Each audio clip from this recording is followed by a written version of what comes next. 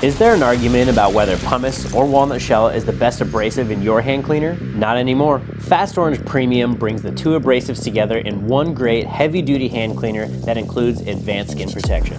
It's our best hand cleaner ever, and that's why we simply named it Premium. Fast Orange. We know a few things about cleaning hands.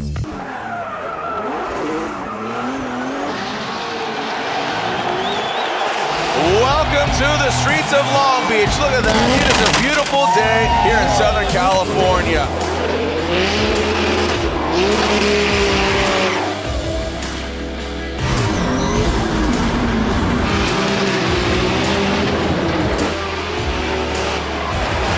K&N is back for another year as the official air filter of Formula Drift.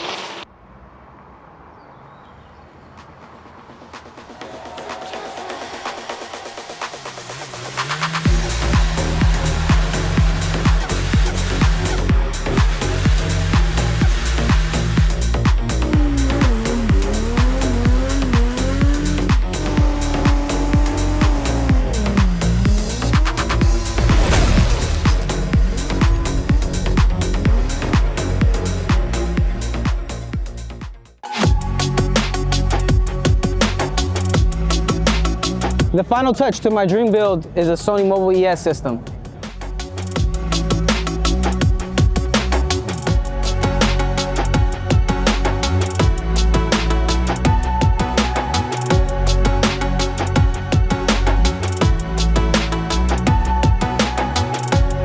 Time to cruise with Sony Mobile ES. On race day, when we want to show everyone out there who's the best. Here we go, Frederick Aasbo. We really need to be focused. I tell myself, I got this, I'm the best there is. The star is Frederick Aasbo.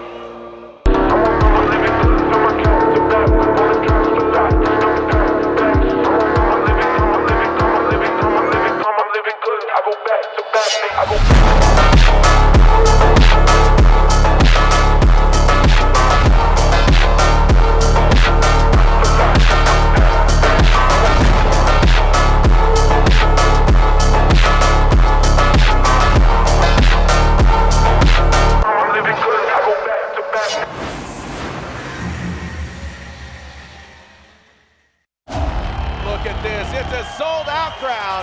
Welcome to the streets of Long Beach. Make some noise for the Drift Nation. This is the year to watch. Throw you at the most talented drifters in the world.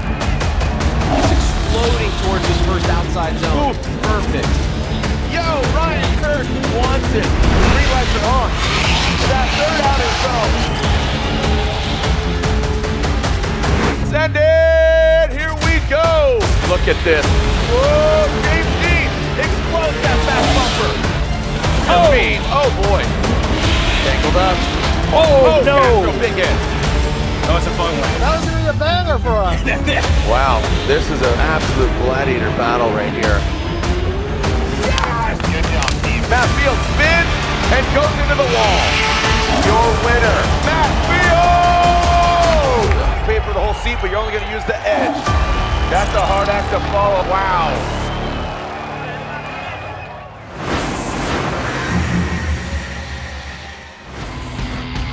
Well, here we are. Long Beach, can you hear me? Whoa, whoa, whoa, hold on. We got a sold out crowd. We got more bleachers, more seating than this place has ever seen in years past. I said, Long Beach, can you hear me? Make some noise. The world is watching right now. So many different countries being represented. Obviously, we're right here, round 1 of 8. The AutoZone, Streets of Long Beach, presented by Type S. Before we get our driver introductions and you meet who's gonna go toe-to-toe, I throw it down to co-founder of Formula Drift, Jim Lau, because we began the Formula Drift Hall of Fame last year. So Jim, we have another inductee in these hallowed grounds. Jim, down to you. Thanks, Jared. Welcome fans here to Long Beach, and those that are watching from around the world, welcome to the 21st season of Formula Drift. Honored to be here to name another Formula Drift icon to the Formula Drift Hall of Fame. This gentleman has brought us some of the most memorable moments in FD history. like being the first to win back-to-back FD championships. His impact in motorsports goes beyond FD podiums and championships, including the Pikes Peak International Hill Climb Class Champion, Global Rallycross Champion, American Rallycross Champion, and 4 times X Games gold medalist in rally and gymkhana, coining him the nickname, the Golden Child. So let me turn your heads to the video, to the Jumbotrons.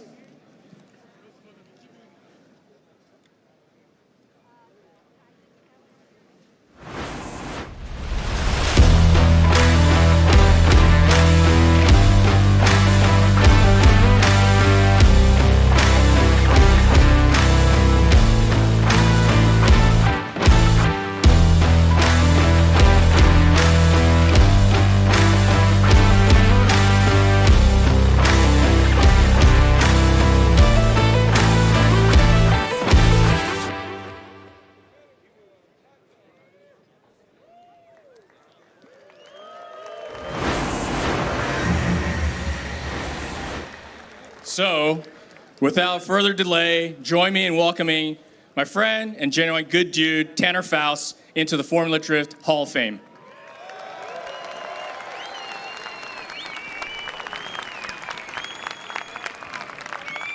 Jim, thank you so much. Wow, that was a young guy in those videos, right? It was ridiculous. I'll be honest, I feel almost a little embarrassed. I really don't feel like drifting owes me anything. I have owed drifting my entire career. You know, I've been fortunate enough to do a lot of fun things with cars, hosting TV shows. Maybe you've seen Top Gear. That all came from drifting, from doing interviews here. I first got my first job with G4 Productions. And then Tokyo Drift came along, and Fast and Furious 3, and that was one of my first stunt driving jobs, and that led into doing countless movies. And then learning about the business of motorsport all came from drifting. So I've been trying to pay back drifting for the last 20 years, but the most important part of drifting, of course, is you guys. How many of you, by show of applause, how many of you been here 5 years or more? It's pretty awesome. How about 10 years or more? And how many of you have done the full, okay, and it's, I haven't, fielded this out. How many have done the full poll of 21 years? That's a round of applause for those guys. That is incredible. This is the most hardcore motorsport fan group in the world, and it's making dreams come true for engineers, team owners. Stefan Papadakis I ran with the whole time is still here, with Sean and Aldo. They're back there somewhere. You've got competitors that have been here for all 21 years, but to have the fans here for 21 years is absolutely amazing. So for Jim Lau, Ryan Sage, it's a true testament to what was called a flash in the pan back in the days. Remember, it was going to be just this marketing blip that nobody was going to remember. Here we are 21 years later. So thank you very much. Really appreciate it. Thank you.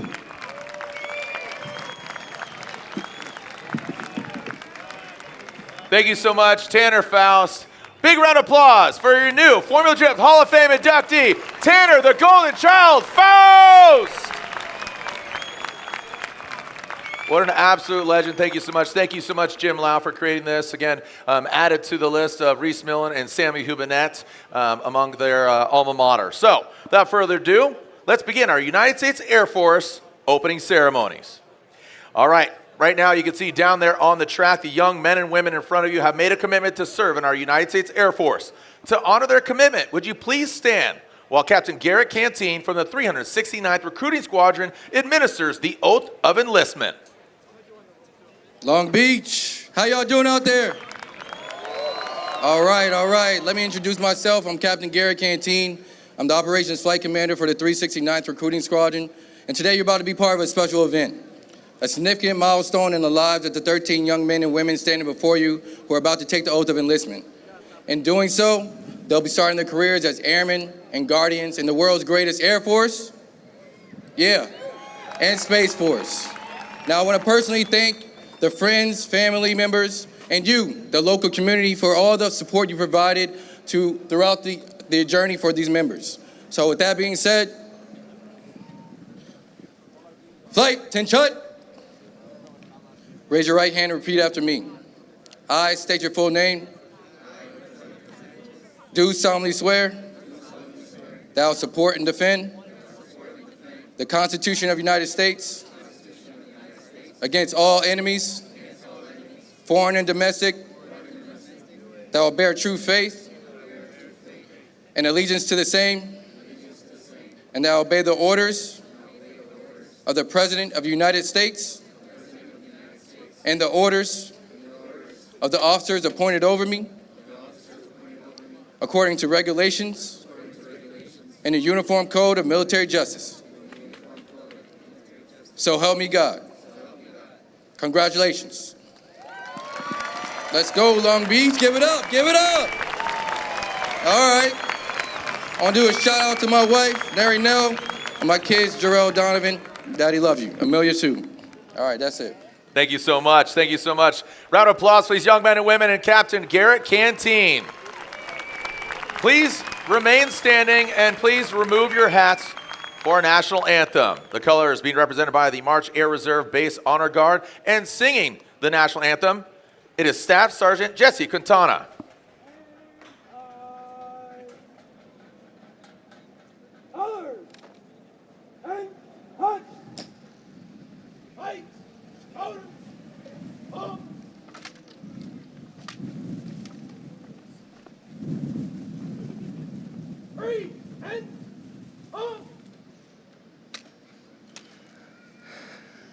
Oh, say, can you see by the dawn's early light what so proudly we hailed at the twilight's last gleaming, whose broad stripes and bright stars through the perilous fight, o'er the ramparts we've watched, were so gallantly streaming, and the rocket's red glare, the bombs bursting in air, gave proof through the night that our flag was still there. Oh, say, does that star-spangled banner yet wave o'er the land of the free and the home of the brave?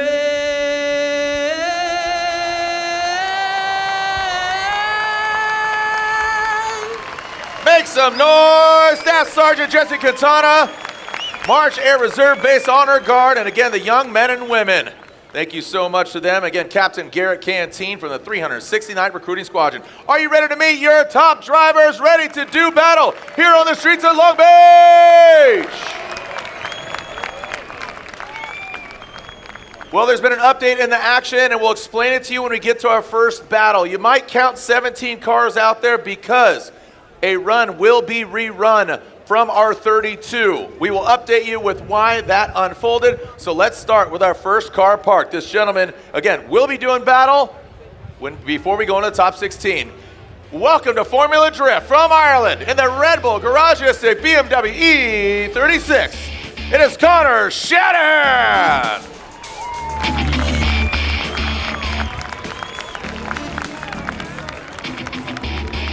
Next up, coming down the line, he says give moderns hell, but now he's gone modern BMW, so make some noise for the one, the only, Garageistic Vitor Tire BMW RCP Rome Charpentier.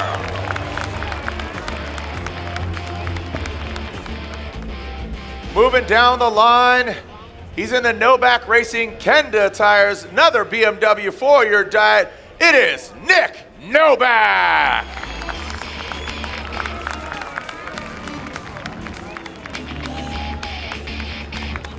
"19 years young, this gentleman from Las Vegas, loud and proud, high flying, rocking that United States Air Force NK wheels BMW, high flying Soren Brandon Sorenson.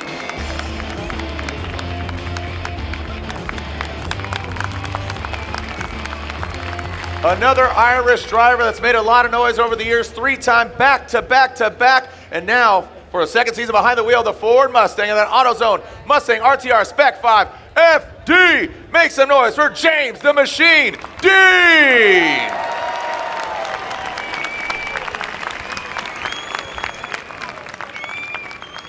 Road racer turned to Pro Spec champion. Here he is in Pro once again in that ASM BMW. Make some noise.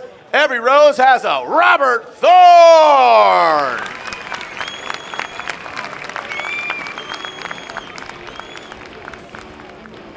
Next up, there are two drivers that have been here since day one. This gentleman, and he's got a 2J under the hood. He is out for blood. He is seeing red literally on his car and in his eyes. The Gretty Matti's Toyota GR86, the OG Kenshiro Gushi.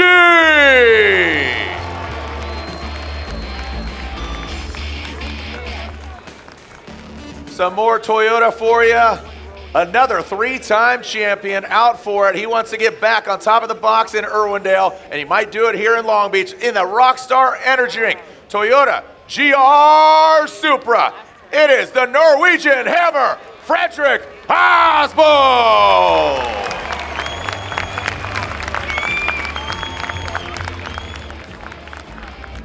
Again, we'll see the number 411 running again to maybe get into the top 16. We'll explain that in just a moment. But make some noise for him in that Rain-X Toyota GR Corolla on Nitto tires. It is Ryan Tuerck.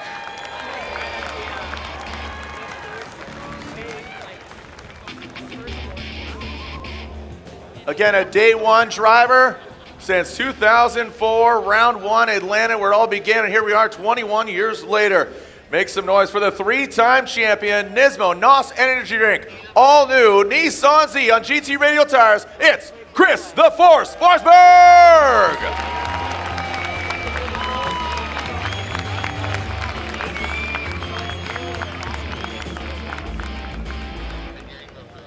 Next up in the Mr. Cool Cadillac. Yeah, Caddy Daddy with some Kenda tires on the corners. The pride of Paducah, it is Jonathan Hurst.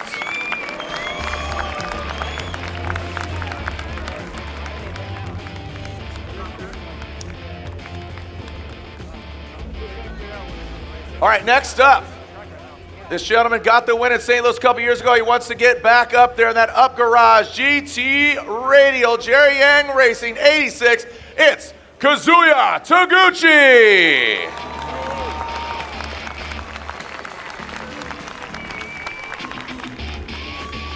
Maybe the youngest driver we've ever seen in Formula Drift, and he got the win yesterday in our first ever seating brackets. Coming to us from Japan, in Juku Racing, GT Radial, 86, 14 years old, Shinoya Minowa.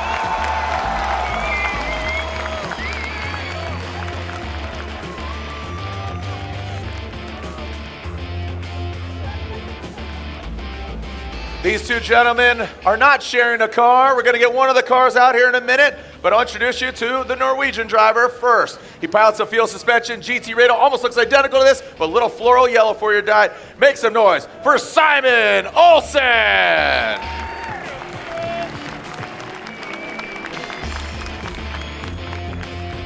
Next up, this gentleman has curated quite a team and a name for himself. He's ready to make some noise. Field suspension, GT Radial, Vortex Supercharged, LS S15. It is Oni Bakchis.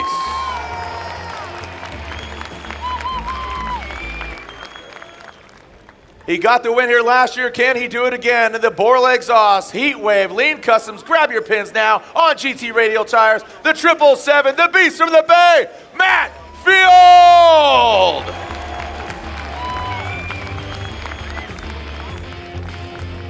And last but definitely not least, coming to us from right here in Southern California, the LS-powered Nexen Tire Clone X BMW, it is Trenton Beechum. There is your top 17 drivers. One of these drivers will be eliminated, and again, we'll get to that in a moment. Ryan Tuerck or Shanahan, they're going to be our first battle before we go in to our top 16. My name is Jared Deane. This is the AutoZone Streets of Long Beach, presented by Type S. Congratulations, Tanner Faust, for being part of that. T. Faust, I see you, baby. What's up, doggy? Thank you so much for joining us out here. Some amazing fans. Like Tanner said, some of the best fans in motorsports. Thank you so much for joining us here, either in the building or online. Tell everybody that it's going down when we come back here in the streets of Long Beach. Jared Deane here, Jacob Gettins, he's in the booth, the blue beanie boy, and Lorette Nichols going to get all the hot stuff down on the ground. Don't go anywhere. It's going down. I'm yelling, send it here in Long Beach.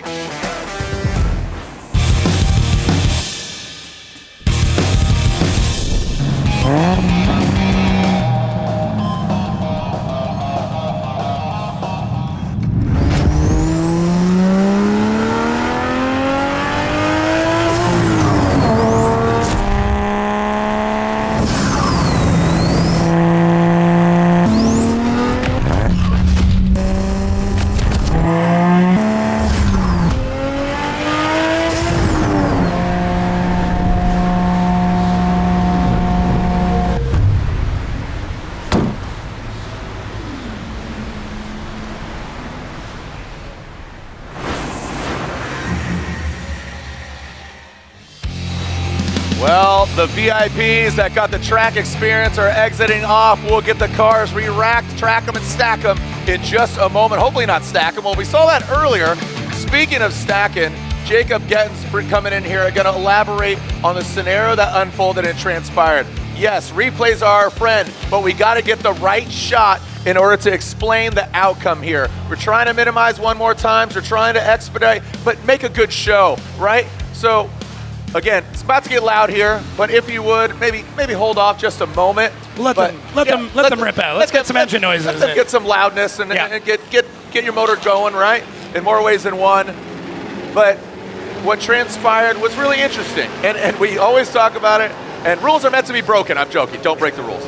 But what's going to happen here is we are going to see Shanahan and Ryan Tuerck run once again. So as Trent Beechum makes his way off course, explain what transpired, and you got some notes here from Ryan Sage, president.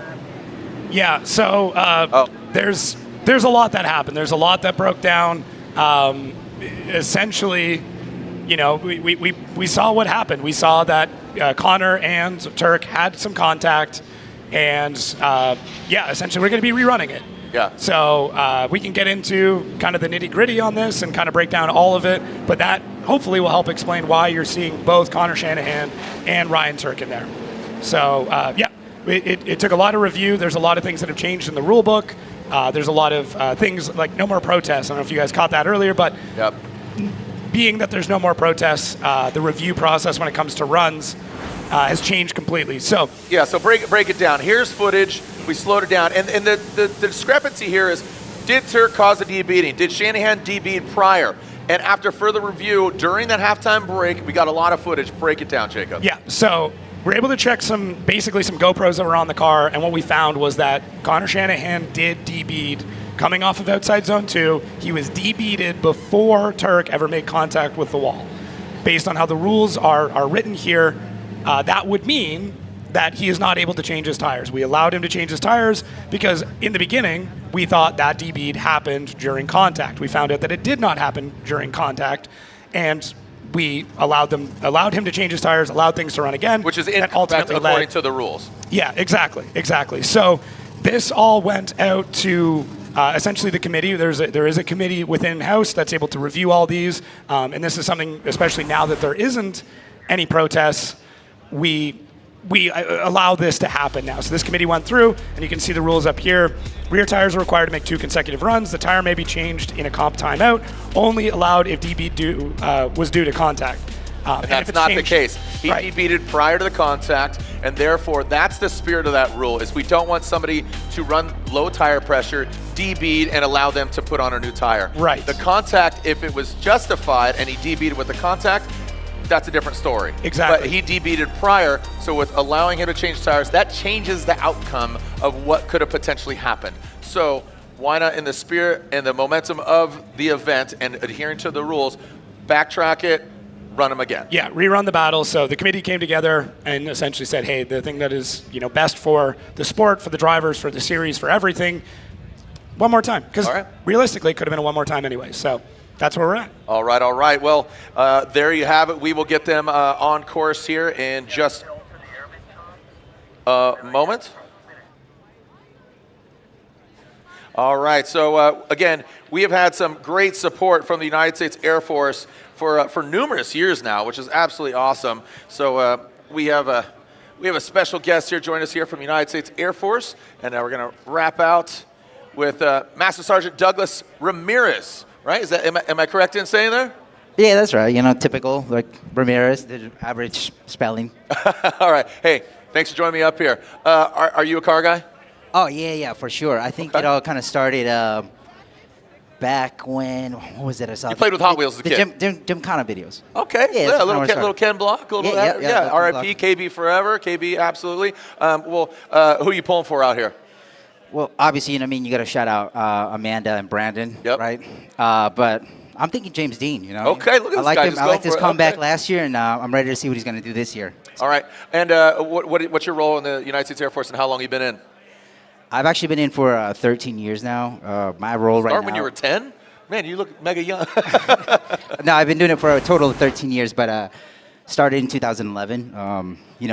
This whole like college thing, I didn't know what I was going to do. I tried that for a little bit, but then after that, it didn't work out. So let me try something else, and then I decided to join the Air Force. I was going to do 4 years and get out.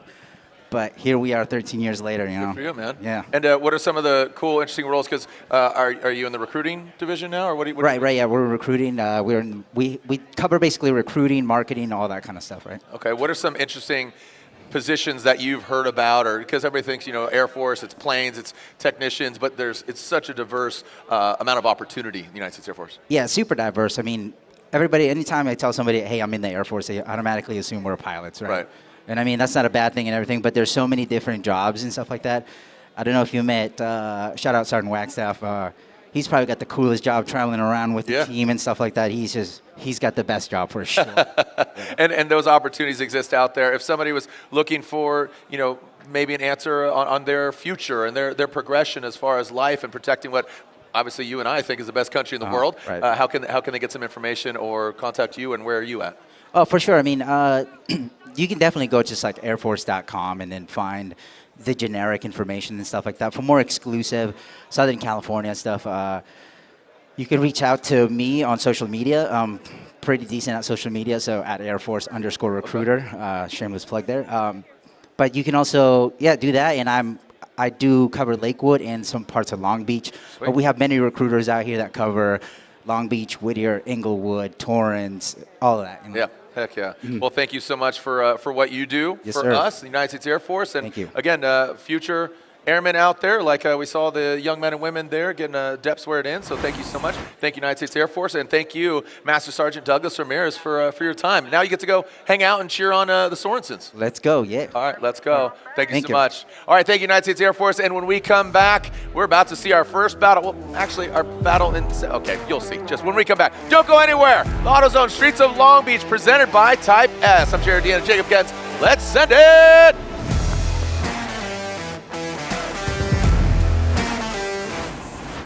Looking for what comes next? For that moment when everything finally... 1 minute!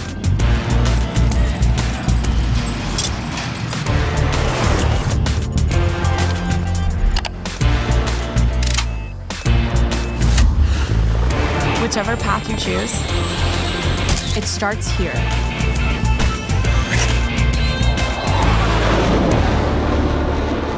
Max Gear is a high-performance synthetic gear oil designed to provide maximum protection to heavily loaded gear. Its slippery synthetic molecules and center-look additive package not only reduce wear, they virtually eliminate both gear and bearing wear. We run 1,000 horsepower through our transmission and differential all season long and never have a problem. Eliminate a variable. Drift with Royal Purple Max Gear. Pour purple, Royal Purple. You can find Max Gear at O'Reilly Auto Parts.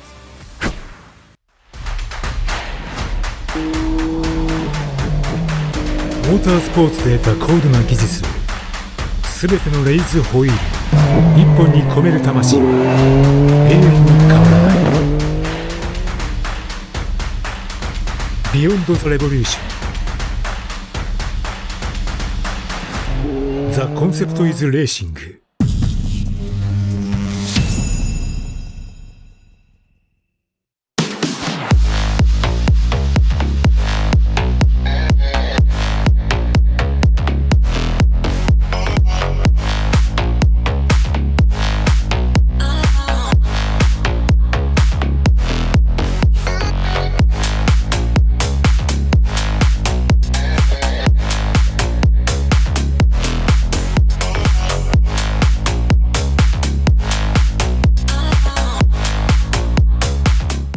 NGK and NTK is more than just high ignitability spark plugs and precision sensors. They're about growing the car community.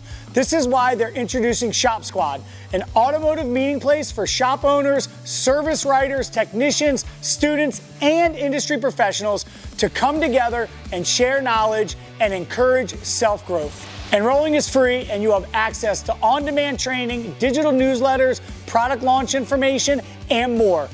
Woo!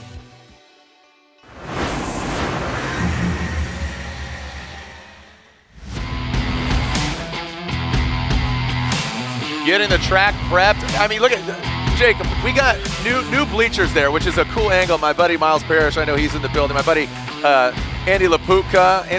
He's getting excited. Steve Mateus is in the building. Just got done golfing. He's like, I made it. I'm here for the top 16. Those new bleachers coming down the chute. Dude, that thing is so sick. We are getting the track prepped. Don't go. Oh, look at this. We are hyped.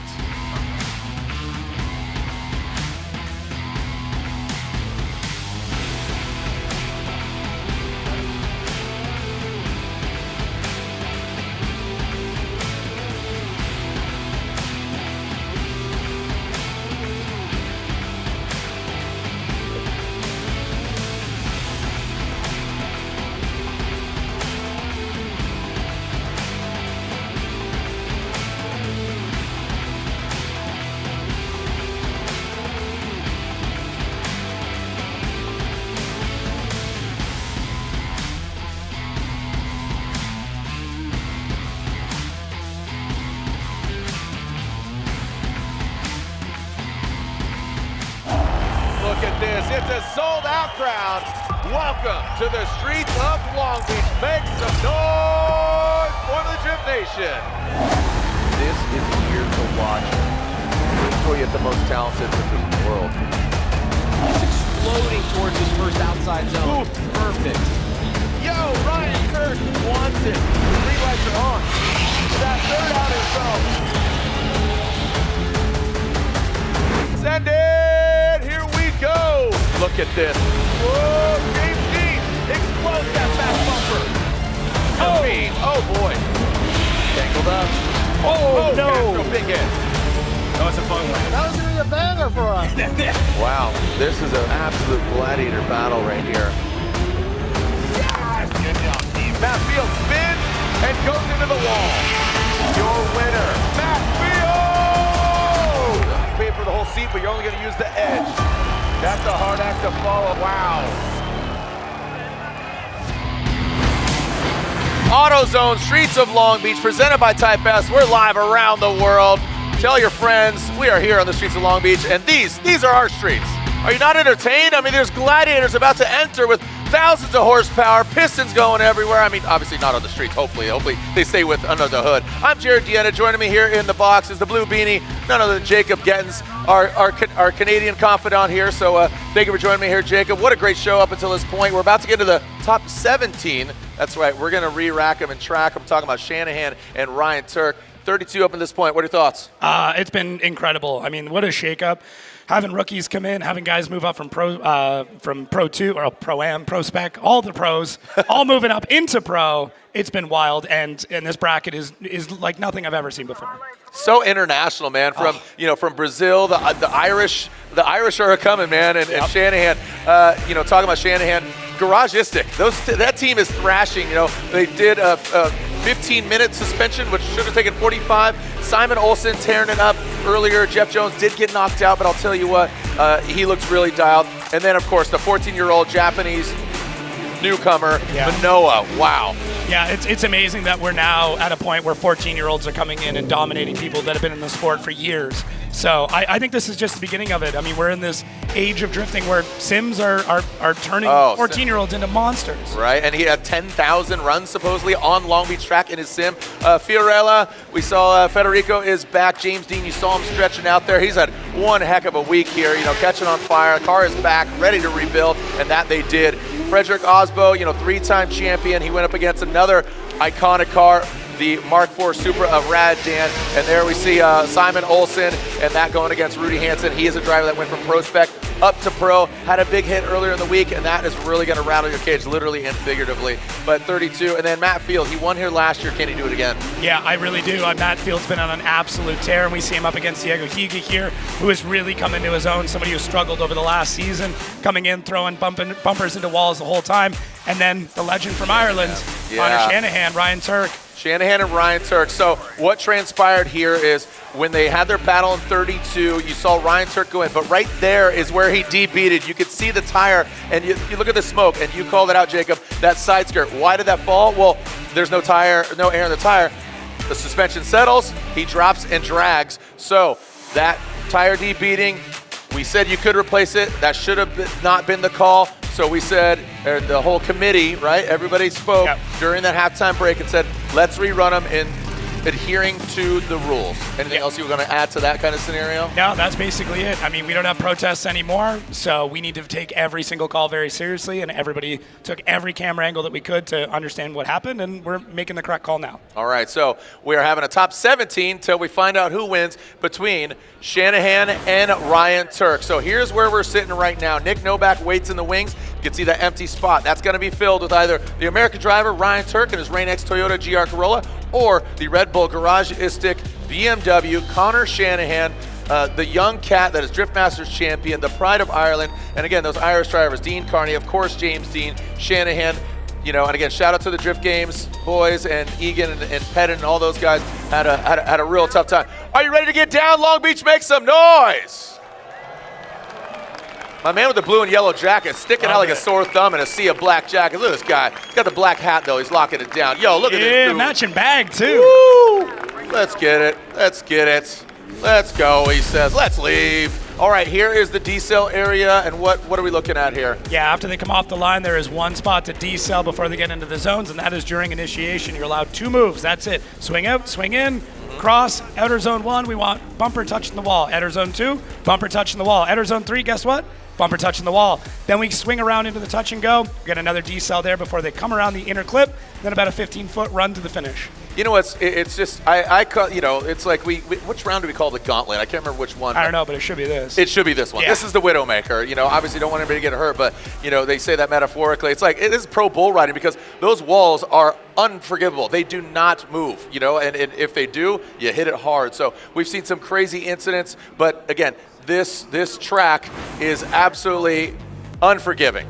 Yeah. Here we go. This is our top 32 battle as we're going to forge our 16 with one of these drivers. Nick Noback waits in the wings. Again, after further review, we said let's run him again. Ryan Tuerck, Connor Shanahan. Look at that. I mean, Ryan Tuerck just turning 40 earlier this week. Shanahan, so new power plant for Ryan Tuerck. He's gone 6-cylinder now. Shanahan, he's in a very proven car with RCP behind the wheel. He gave him the keys to that, so give modern hell. We're about to see if Connor Shanahan can do it. Here we go. Ryan Tuerck, Rain X Toyota GR Corolla on Nitto tires. Shanahan, Red Bull Garage-istic BMW. Ryan Tuerck initiates into that first outside zone. Let's see if he can get out there. And yes, he does. He gets definitely close. Doesn't tap his bumper, but that's okay. We're not looking for him to essentially tap. Out to outside zone 3. That's where we saw the incident earlier. Looks like we got definitely a sterile and clean run right now. Oh, textbook. Shanahan did tap that inside clip, but a good run from both the drivers. Pretty straight up. Pretty straight up. No crazy incidents like we saw in their first battle. What's amazing is how Ryan Tuerck has already adapted and changed from the last run. So Ryan Tuerck was very aggressive, and that incident at 3 is kind of part of that. So look at big initiation there. Connor Shanahan dives right into the pocket, but Tuerck knows, I'm just going to graze my bumper. That's how precise these drivers are at this point. Shanahan dives into that pocket, very James Deane-esque. Then they transition to the touch and go, and Tuerck gets a really, really good lead on him, but Shanahan starts to close in as they come around the cliff. There's really only small parts here, but look at the angle that comes out of Ryan Tuerck. Full lock all the way through 3. And you see that counter, the wheels did not move. He was locked and loaded. And you know, Connor talked about his brother getting his ear. He's like, he's on rails. You're gonna need to give it to him. Give it the beans. Get up on his side. There we got RCP, Charpentier, and his pops there. And again, you can see the Garagistic, you know, that team there cheering him on. So here we are. Now let's switch up the order here, and Shanahan will be leading. Seeing some wiper blades, so I don't know if this is a sign of something else going on. But wow, yeah, I'm seeing some ponchos come out for drizzle. We are in Long Beach. That's why Snoop Dogg carries an umbrella for drizzle. So we got RCP looking on. I hear noise. I hear noise. They're coming down somewhere. All right, so Rome looking on here. And we are sending cars. So yeah, we are, I mean, ironically, it's Rain-X, so hopefully he's got the Rain-X on the windshield and the Rain-X wiper blades. This could shake things up quite a bit. This is the first time we're seeing moisture on track. This could really change the game right now, but you need to stay composed. And Irish drivers know how to drive in the wet. Bro, he goes deep into the wall. The hatch opens on Ryan Tuerck. Shanahan goes hard into it. This is what I was talking about. You know, they went from absolutely dry, bone dry, to just a little bit of moisture. Ryan Tuerck's front left corner is absolutely dipped down. The trunk opens. Look at that front left suspension. That thing is absolutely collapsed there. The trunk opened.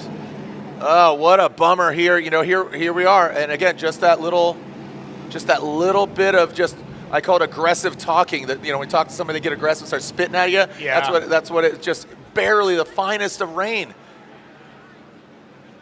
What a bummer. Now, obviously, both drivers experiencing the same conditions when it comes to that run. Both guys went into outer zone 1 pretty quick. A lot of speed, so we'll see here in the replay. Big swing initiation there from Connor Shanahan. And we see him extend out. He gets back on the power, and Tuerck is already shallow. And you can see Connor almost using the front end of Tuerck to keep the car in line. That's just an interesting case. So almost, I would not say a role reversal, but we saw the contact at that outside zone 3 when Tuerck was in the lead. But here's Shanahan. He's going in really hard, and it's slick. It fought back, and looks like Tuerck did straighten him out. He could have countered. Yeah, it's hard to say, I mean, what would have happened if Tuerck wasn't as aggressive as he was. But at the end of the day, both drivers on the same course, essentially on the same line here. And you can see right here, this is where they both kind of realize what's going on. When we cut power, and then Shanahan throws a bunch of angle to slow the car down, so does Tuerck. But then Shanahan tapping the wall, getting the car swung back out, hits the front end of Tuerck. It's, as you said, it's not a complete role reversal, but it definitely has some shades. Yeah, so again, the Rockstar energy drink pilot, Ryan Tuerck, goes hard in the wall. He comes to a halt. This is the plot thickens. You know, we thought we were going to get something straight up. Saw the ponchos come out, and the rain showed up. We're still seeing smoke on parts of the course here too. I mean, there's definitely still some dry, and then we get in through outside zone 3 where it looks like it's getting a little bit more damp. So I think race control right now is going to start looking at what our options are, but at the end of the day, Ryan Tuerck did take a big hit. Connor Shanahan did take a big hit, but one of them drove off, the other one's getting onto a tow truck. Yeah, here we are, already seeing Ryan Tuerck analyze, see what's going on. Judges taking a look, different angles. You can see Tuerck already talking about it, like, all right, what do we do? What do we got? And that's, you know, just having that awareness.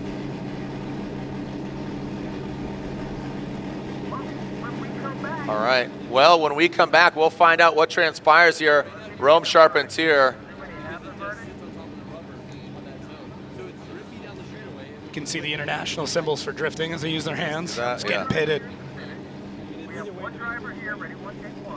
All right, so there we got Ryan Tuerck still on track. See if we can get him towed off. see what happens, and we're waiting for the verdict, and here we go. Slide him left for Tuerck, right for Shanahan. Looks like Ryan Tuerck gets 1, 2, so look at that. Ryan Tuerck gets the win.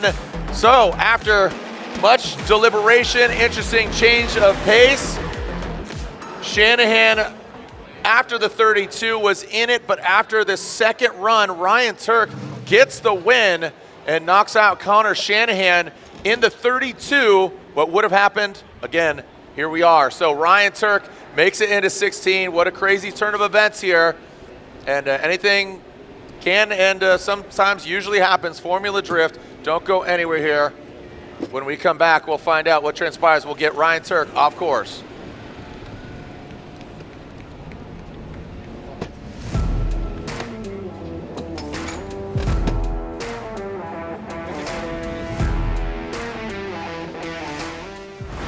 I'm Ryan Tuerck, and I'm super proud to announce Rain-X's all-new wiper blade design, the Tuerck and SUV Heavy Duty Series. Whoa, whoa, cut! Ryan, it's the truck and SUV blade. It says it right there.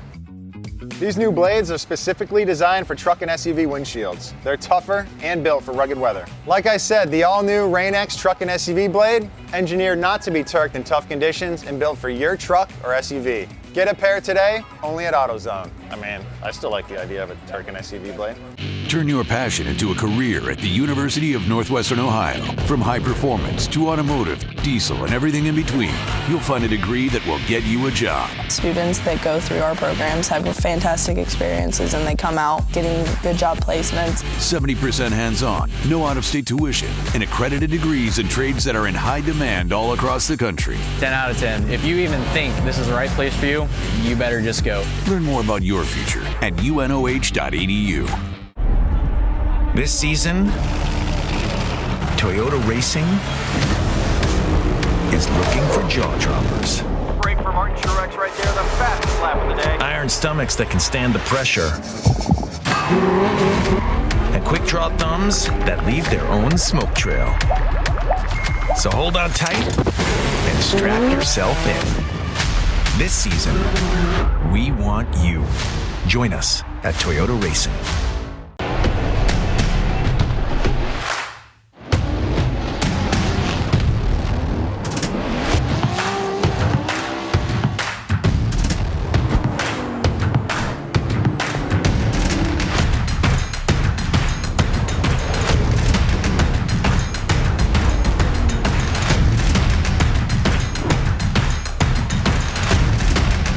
GT Radio. Experience ultra high performance.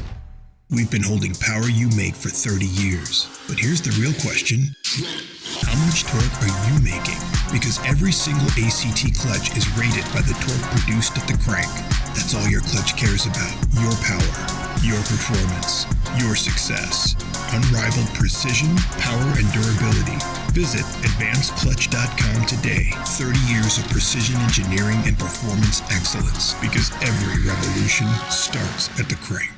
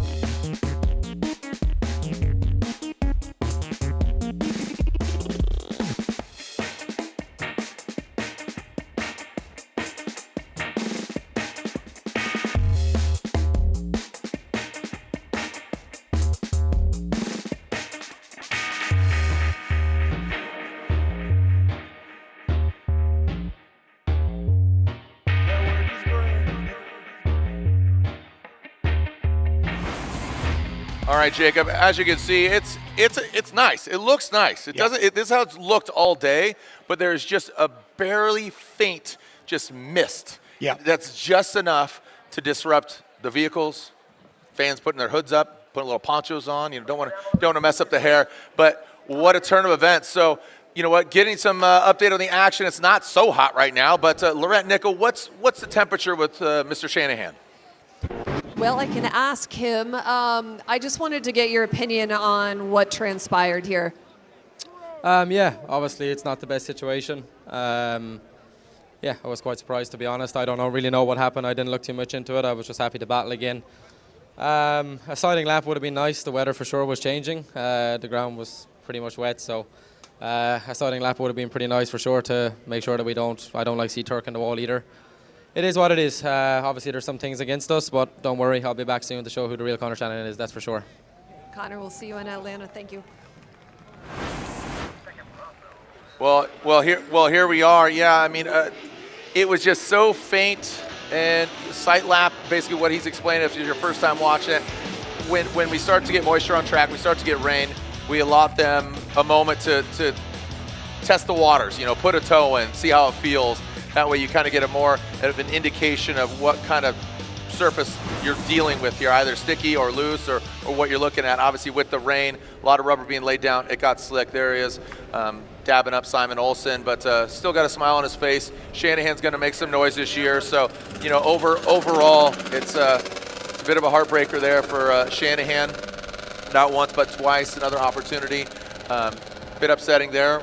Ryan Tuerck gets the win. He's now gonna, him and his team are gonna work on their vehicle. Yeah, I mean, that's the next battle that, you know, we don't get to see as much, is the battle in the pits, the battle in the hot pits, battle with the wrenches, really. Yeah. And, you know, we see a lot of the breakdowns and we see what happens on track, but realistically, it's everything else that's happening behind the scenes that, you know, is the tough part. Mm-hmm. You know, you bring a ton of spares, you know, you do everything you can just to try and get through these events because it's not easy. Well, the top 16 bracket has been filled. You can see Ryan Tuerck now going against Nick Noback in the top 16. Taking a look at these battles, what we can anticipate here. Bakchis, Brandon Sorenson.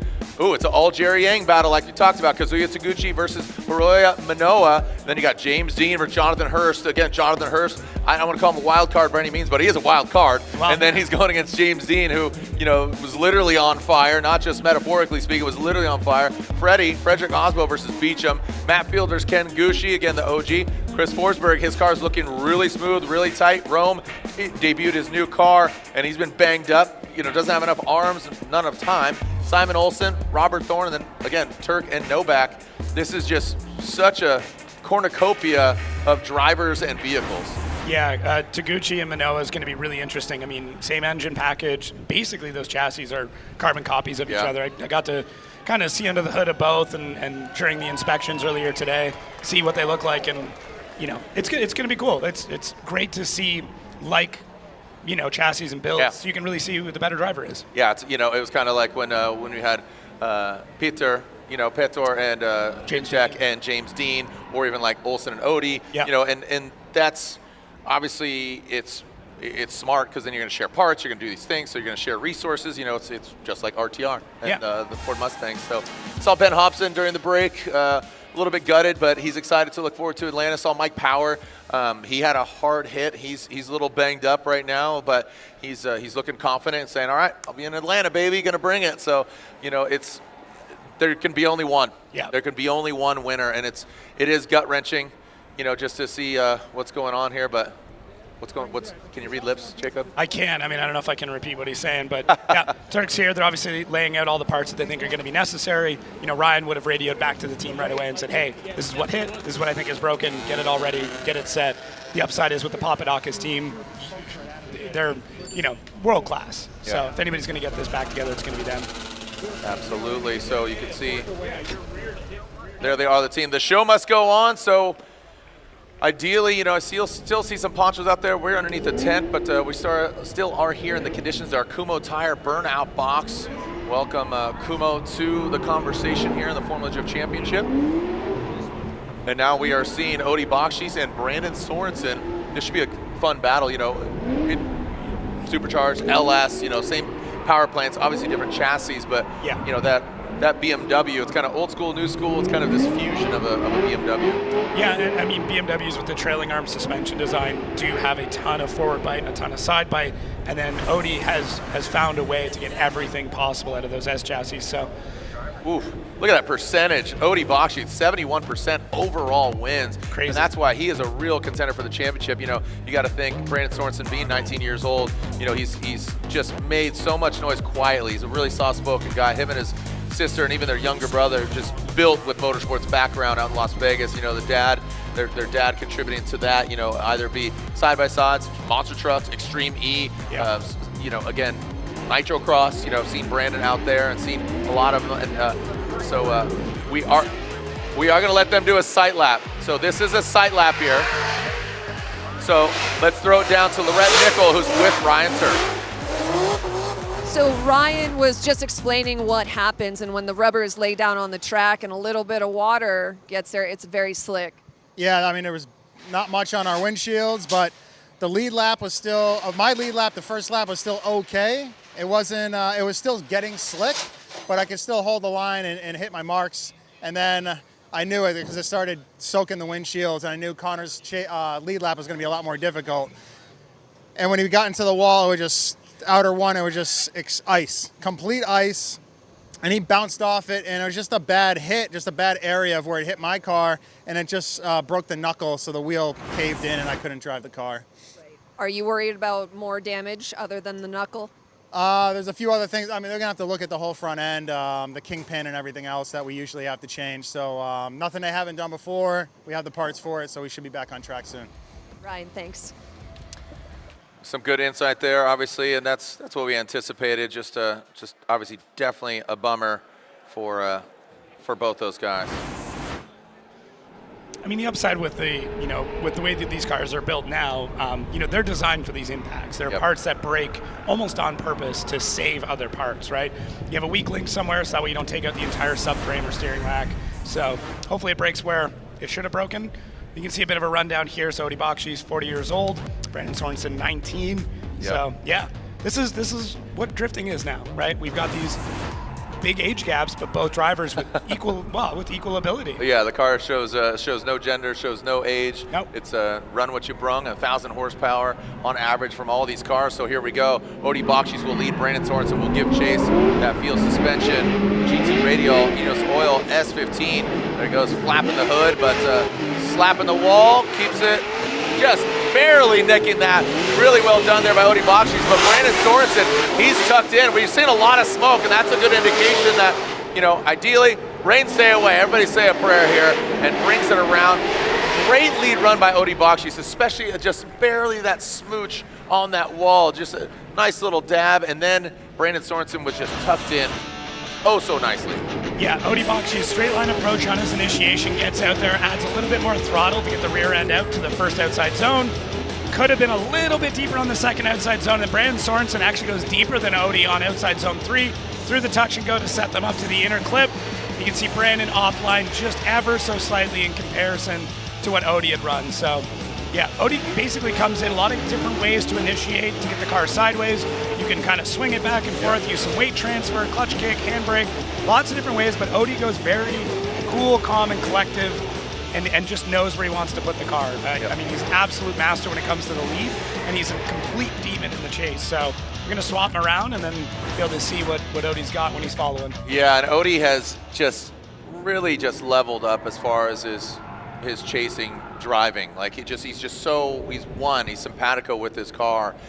You know, just given the S chassis, you know, I mean, they've just progressed that chassis over and over. I mean, S15s are, you know, you look at Dai Yoshihara, he won in a 30-year-old car when he won the championship in the S13. So, you know, it just goes to show you sometimes you can't teach an old dog some new tricks.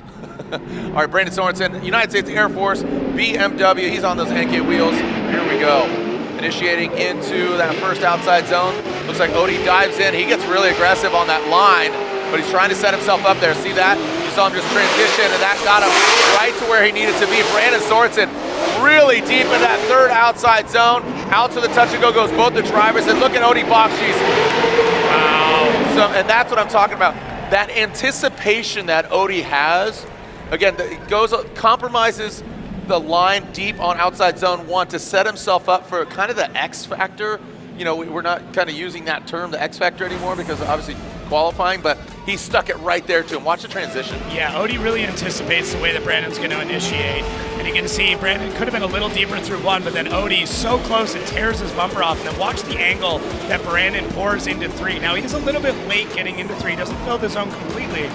And then once we get to that touch and go, Odie just reels him in, holds him, like basically holds his wheel to the door through the rest of the run. So, you know, Odie's spotter is his wife, Amy, and you know she told him, okay, he's going to swing out on initiation, hold back, and then from there, Odie's just got it. And yeah, it's incredible. They're so close that he's able to just take his bumper off. I think it just comes down to just, again, the anticipation. That's the word that just keeps coming to my mind as far as expecting and knowing. And the reason that he can do that is because he knows Brandon Sorenson is a trustworthy driver. Shanahan watching from the sides. Unfortunate turn of events there for him, but we'll see. He's going to cheer on RCP. You know, I mean, like you said, it was a childhood dream of his to drift here at Formula Drift. He went once and twice against Ryan Tuerck, but right now it's all about Odie Bakchis getting the win over Brandon Sorenson. Brandon Sorenson, just love the way he's progressing as a driver. Unfortunately, just going against Odie, just that chase run was just really, really impressive. Yeah, leads were pretty equal. I mean, it was really cool to see what Brandon was able to do through outside zone 3. I think if he got into the zone a little bit earlier, that could have helped, but we move on. Here we are, Kazuya Taguchi versus Hiroya Minowa, 31 and 14 years old. So Minowa, a Formula Drift Japanese runner-up in the FD Japan series, and he is coming here as a rookie, 14 years old. Simulator is his friend. Had to get like parents and school permission to come over here from Japan. And Kazuya Taguchi, you know, I mean, like you said, they're practically the same car. Yeah. You know, VR, Jerry Yang, you know, I mean, they've really developed Kazuya's car. You know, Kazuya just got better and better. He ran an R35 and then went to the S15. I thought that was great, but in the 86, just got better and better and eventually got that win. And then Minowa getting that win yesterday overall with the seeding brackets that put him into the #1 spot of the bottom 8, you know, the 25th. It's the highest he can qualify coming in. And there are no sight laps, just FYI. We're dry now. Yep, we are dry, so we are going for it. So Taguchi will lead, Minowa will give chase. Matt Sopa on the line, making sure the cameras are rolling. Get all the action here, courtesy of GoPro. And again, be sure to check out that Hero 15 Black.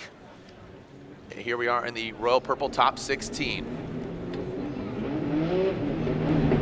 Here we go. Taguchi slowly crawling through that start chicane. I think we're going to see a pretty aggressive battle here, Jacob. Here we go. Kazuya Taguchi. Minowa drops into formation. Minowa doesn't get exactly all the way out, but now Minowa drops in that spot. Ooh, Taguchi backs it in. Almost breaking a taillight there. We'll take a look at that. But oh, Minowa straightens out. A big correction there from Minowa. Taguchi, let's take a look at this again. Did you see how deep Taguchi went? And then that might have thrown off Minowa. Yeah, I think Minowa got completely lost in the smoke coming out of outside zone 3. So you can see here Taguchi, not a huge flick initiation. So driving in America is kind of starting to take that big flick initiation he started his career in FD with. But he does a really good job through 1, could have been deeper in 2. Minowa scrubbing a bit of angle, and you can see there a bit of a tap, and then Minowa completely lost in the smoke. When you're transitioning through there, if you don't get through that smoke quick, you're not going to see anything, and that's exactly what happened here. Right. Minowa got completely lost. But good initiation, good, you know, the handbrake pull wasn't super long. Good job through 1, could have been slightly deeper. 2 definitely could have been a little bit deeper there. And then as we get into 3, you can see he just drives that car out. There was a slight contact with Minowa and Taguchi. Oh yeah, he totally got lost. Oh yeah, there's nothing. You're not seeing anything. It's like driving in a blizzard, but you know, you got 1,000 horsepower and yeah, not an easy one. Oh, look at this, Shanahan and Tuerck.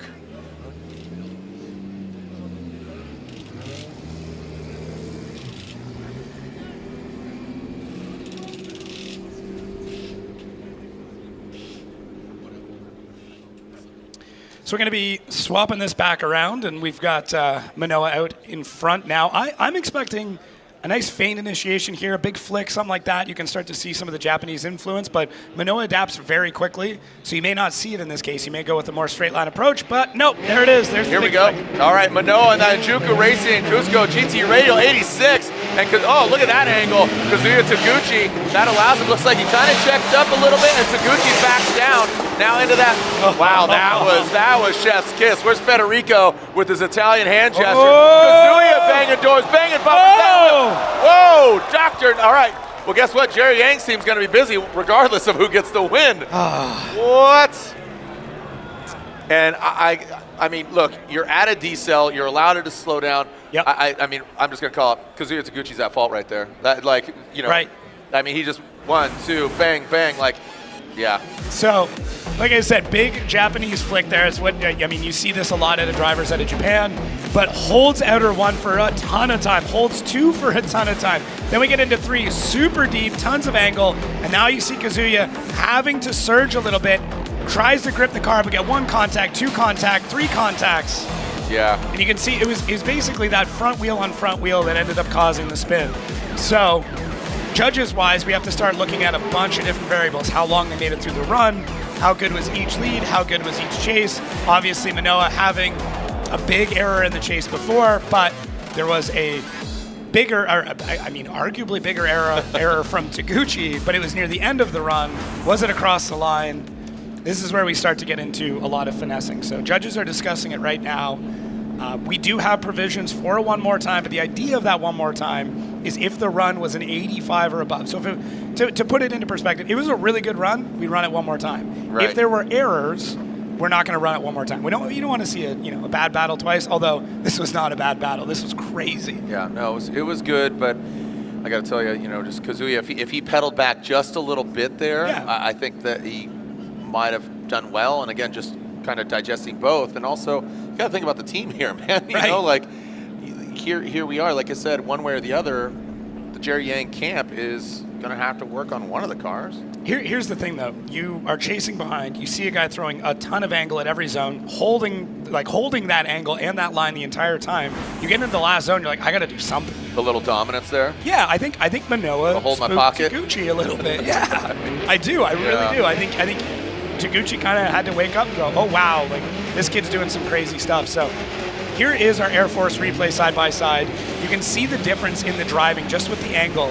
When they're putting angle on, when they're not. Taguchi puts in angle later on, and that's what causes the issue with Minowa, whereas Minowa is putting the angle on very early in that zone. So it's kind of interesting to understand that Taguchi's driving style has adapted more to the American style, whereas Minowa, he's all Japanese. That big J style. Yeah. Yeah, that kind of big sweepy thing, and yeah, it's interesting. And again, Minowa had that major mistake. I don't care who you are. You're gonna bathe in smoke. And Minowa being right-hand drive, he was just right there. His cabin was getting filled. So here we go. Slide him left for Taguchi or right for Minowa. It looks like Minowa gets 1 and 2, and there it is. Hiroya Minowa. Oh, it wasn't unanimous. Okay. It was not unanimous. So that was Reese Marin there going with right. Reese went with it 1 more time.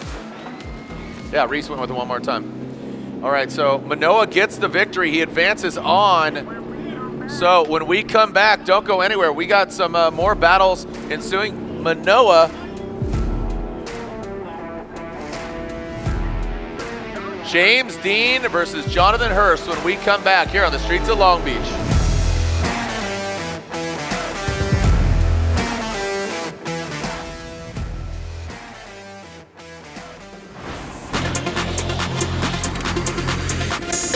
In drifting, everything's a mental game. Boom! Perfect. If you're not focused, you're off your game. Ryan Tuerck is back at it. He wants it.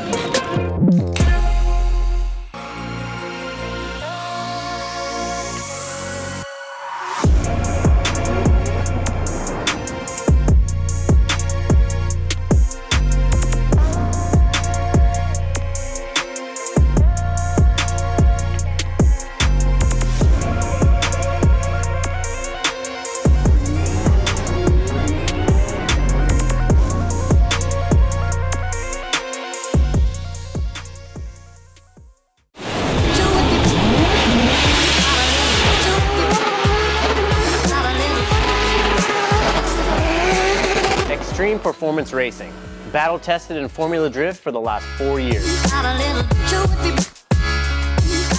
XPR contains Centerlook additive technology, ultimate Z DDP wear protection, and superior high temp performance.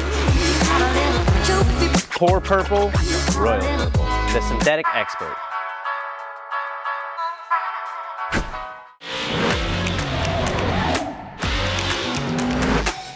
Drifting is not just a sport, it's culture, it's in our blood. It's a fine line that you have to walk. You have to be able to adapt on the fly and be able to drive on your instinct.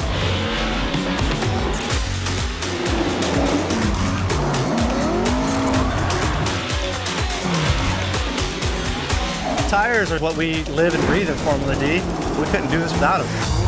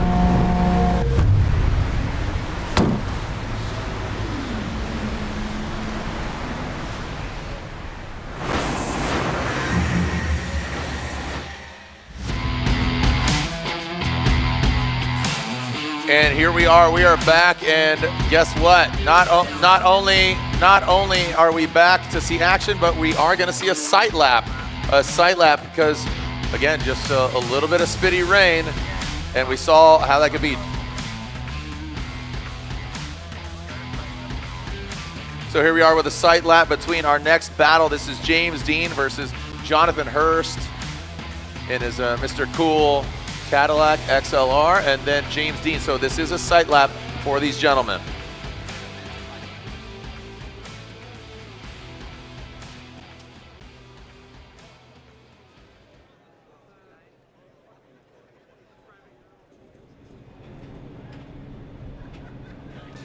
Just as far as clarification here, and you know, we obviously saw the vehicles, you know, Tuerck and Shanahan go, and where we're at compared to down on the, you know, I mean, obviously, you know, we got a big footprint here, so the drivers can say no, I'm not going to go, and request a sight lap, and just again where we're at. It's like Atlanta. The top of the hill could be absolutely wet, and down in the announcers booth it could be totally dry. So just given the footprint, here we are, you know, so we are allowing James Deane and Jonathan Hurst a sight lap. Look at the winning percentage here. James Deane 63%, Jonathan Hurst in his new car 37%. So, and we are hearing that, and this is an absolute testimonial to this, where I was just talking about drivers could say, hey, I don't want to run, I want to do a sight lap, or right now both drivers saying, hey, you know what? Let's run. So James Deane, Jonathan Hurst are not going to do a sight lap. They're just going to go for it. They're just going to send it. So here we go. James Deane will lead in that AutoZone Mustang RTR Spec 5FD, and then the Cadillac XLR of Jonathan Hurst. Let's see what Hurst has got for us. Caddy Daddy, and going against James the Machine Deane. James Machine Deane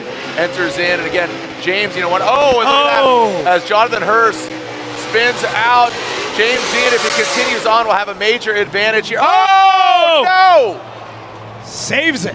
Saves it, but that is going to be two independent incidents. So basically, it's going to default to this next run because both of them had mistakes. You know, was that the right approach? I mean, we're seeing a ton of smoke. There's a lot of smoke here. I think some machismo got in the way of this. But you know what? I mean, look, like I said, the Irish drivers, they know how to drive in the rain. Ireland has a lot of rain, so they know what to do. But what do you see? Hurst had a really good initiation, but it looks like James was really able to hold on to it a lot longer, and I don't know if Jonathan was quite prepared for it. And then as we come through here, wow, the moment James Deane comes off the throttle, that car snaps back. So very him and that, sorry to cut you off, him and that portion of the track have a very ill communication over here. Yeah, it's a weird relationship that's going on, but it looks like we are getting word here. There's going to be a timeout called, 5 minutes for James Deane. So it seems like there might have been a mechanical. Something's going on. I mean, as a reminder, they had to rebuild that car. Oh, yeah. I mean, it caught fire. They rebuilt basically everything under the engine bay. Yeah, there was a kind of a montage of, again, we only sensationalize it because everybody's okay, but riding with James Deane on Tuesday at the media day, I mean, shoot, they say wreckers or checkers, but James is really living up to that. He's making Sports Center, in a different way, but, he's making the highlight reel, I should say. And Kevin Darwish and Pass Mag, Performance Auto Sound Mag, put up a really cool video, and I say really cool because it does show how serious that was. So you could pull that up, and James' car catching fire, nitrous, the line, it ran hot. So you got fire and ice here. You got Mr. Cool, and you got James Deane on fire, literally. So James Deane does call that competition time out. So. By the way, our 4 panel judges, 3 judges will be utilized at each round of competition. They rotate them through. So obviously, you do the math. Each judge will do 6 events. So this round is Vernon Zvaneveld from the Netherlands, Brian Eggert, and Reese Marin. So Eggert and Marin represent the USA, and Vernon, a newcomer here to Formula Drift, as is Reese. But Reese has been active in the drift scene from coaching, judging, and as well as Robbie Nishida. He is sitting out this round, but he is navigating kind of the instant replays and all the different clips and whatnot. Yeah, so he's keeping everybody in line. James Deane, what's going through his mind right now, Jake? I mean, obviously, there's some frustration there about, potentially some sort of mechanical. You can see him, breathing through it. I mean, he's got some of the strongest mental game. Look at that. Couple press, big smile. Right, he's right back in the zone. So they're trying to run through it. Laptops plugged in. They're going to try and figure out what happened, why that shutdown occurred. I mean, they do have 5 minutes, but Ray's in there. I mean, Mad Wizard on the keyboard, and hopefully they can get this all sorted. Yeah, James is. There's his lady, Becky. Becky giving that's the signature. What is going on? Yeah, right? That's something's going on. But she's saying you're okay. James looks exhausted. I mean, he's gone through. It has been mental anguish from Tuesday to today, and just going through it. So we are hearing that the next drivers, which is you can see. Frederick Aasbo, the Rockstar Energy Drink Toyota GR Supra, warming up. And then behind him, you can see Trent Beechum in that Nexon Tires Clone X BMW. So there's Freddie, signature smile, 3-time champ. Beechum would love to take down the giant that is the Norwegian Hammer, Frederick Aasbo. But they are taking a sight lap, so they are requesting a sight lap. While we got a second, Jared, I gotta do a quick happy birthday to one of my best friends, Scott, and my mom and my sister. Oh my gosh! Get all the birthdays out of the way. So sorry I couldn't make it to the parties, but work calls. You got to be here. Got to be here. Well, thank you. Hey, well, happy birthday to them. Yeah. Becky, smile. Happy birthday to your buddy, your sister, and your mom. Yeah. It's a big cake. It's a lot of cake to share.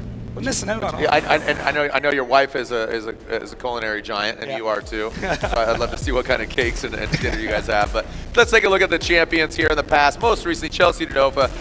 I know Chelsea's over at Grid Life right now, but as we get a sight lap here, Frederick Aasbo, Vaughn Gittin Jr. Look at those lists, and most recently, Tanner Faust just getting inducted into the Formula Drift Hall of Fame, the first ever back-to-back champion, 07 and 08. Went on to do amazing things. Again, rallycross to Pikes Peak hill climb. He's a pilot. He's a captain on a boat. Of course he is. I mean, he just does it all. He's just an absolute weapon of a human being. And you know what? He's just gosh darn it a good guy. I love T. Faust. I'd give him the name Golden Child, the nickname after he had so much success at X Games. I've had the pleasure of announcing and saying his names in multiple different series, not just here at Formula Drift. And we've had some great times from Abu Dhabi at Formula Drift at Abu Dhabi Yas Marina Circuit We partied there. We partied a lot of different places, both on track and off track. So absolutely rightful to be inducted into the Formula Drift Hall of Fame. Tanner Faust, the Golden Child. I'm curious how big his arm's going to be. I saw the size of that ring, man. He's lifting 5 pounds everywhere he's going. Well, on our podcast, it's like, don't bring Tanner Faust. He's old. I don't know if you heard that episode. I love Tanner, but yeah, that was funny. Man, look at Trenton Beecham. He's got that smirk, almost like Becky had that smirk, Yeah. looking like that. So we are seeing. All right, here we are. Frederick Aasbo, the Norwegian Hammer, against Trenton Beecham. Beach Beecham. Let's see if he can give the big boy, the 3-time champ, a run for his money. Aasbo will lead. He's on Nitto tires. Drift Idiot tuning in. How we doing? Hey, what's up, Sam? Caddy Daddy. So here we go with Frederick Aasbo. And the lights extinguished. Let's see if we get a clean start here. They took that sight lap. I wonder if what they learned, Still seeing here we go, initiating. So there's the smoke. That's good. That's a sign of a good time. Frederick Aasbo getting all the way out there. Beecham tried to get close. Had to back off a little bit there. Yeah, that trunk flapping a little bit there in the wind. Watch this transition into that last inside clip. Ooh, Beecham. Wow, there we go. Oh, we got contact, kids. That back right exploded off of Aasbo. Beecham took that as a collectible. Yeah, Beecham got aggressive, and that thing just shredded like a piñata. All right, so bit of a feint initiation there from Aasbo, nice and early as he pushes out to the first outside zone. Great job through there, very calm and collected, very smooth. This is almost robotic. We're back to seeing Aasbo the way that he won his championships, but Beecham behind him, very aggressive, darting around a little bit here and there, and then we see that bit of a tap, taking off the side skirt, exploding that fender. I love seeing Frederick Aasbo back in form. This is how he won these championships. He takes the necessary risks, but doesn't go crazy, and that is how, that consistency is what afforded him these championships. And Trenton Beecham, very aggressive behind him. It's tough to keep up with those Nittos. It's tough to keep up with any Papadakis vehicle, but Beecham was right there in the fight. Yeah, he really was. And you said it earlier, the robot. Yeah. I remember when he was just hitting his stride, he was just unflappable, man. Just could absolutely never get shaken and was just unstoppable. Put the car in the right places, minimal corrections with those front wheels. It was just, I'm sure that's what he wants. Yeah. And Beecham, really, since Utah of last year, starting to come into his own, he was, people forget how incredible he was in Pro 2, brought the Mustang. Yep. Honestly, that Mustang coming into Pro was a little bit difficult. It wasn't quite up to, basically what the just standard of caliber. Yeah. But it was a good idea to get his feet wet in the series, builds the BMW, runs into some weird issues, Yep. and then Utah, it all clicked. And, I saw him in practice. I kind of called it out early, and we're really seeing Trenton Beecham now in Pro, comfortable. Program is great. The Nexans are coming into their own. I was trying to pry to see if they changed the compound because they seem faster than they have before. And I'm excited to see what Trenton Beecham is able to put together over the next couple of years. Absolutely. I think he's, he had that engine in a Ford Mustang, which was such a taboo thing. Everybody's like, I don't know how I feel about it. But now I think this fits. And as we keep talking about these BMW chassis and their suspension. So, all right, well, as we're about to get ready here, quick hit down to you, Laurent Nickel. You got James Deane down there. I wanted to talk to Vaughn. Why did James come in? We've been, since repairing his car, we've been chasing a ghost in it. We've had an intermittent situation where the car cuts off. It's happened, that would be the third time that it's happened in probably 12 or 13 laps since we got the car back out here. So it's very scarce that it happens. And there's no data, no smoking gun as to why. So the team's been doing their best they can to diagnose it. We obviously can't go out and practice to replicate it and really diagnose it. So we're just hoping for the best. And frankly, I'm hoping that our testing that has been thrown at us all week, making us confirm that we really want to be here. I hope that's over now. So James is on fire, and he can jump in and make it happen. And we just need to give him the Mustang to do it. And unfortunately, we've been having a couple challenges since all week, really. Vaughn, thank you for the insight. Jared? Thank you so much, Lorette. Some good insight there from Vaughn. You can hear him just, yep, this, that, and just, it's been a treacherous week for the RTR camp.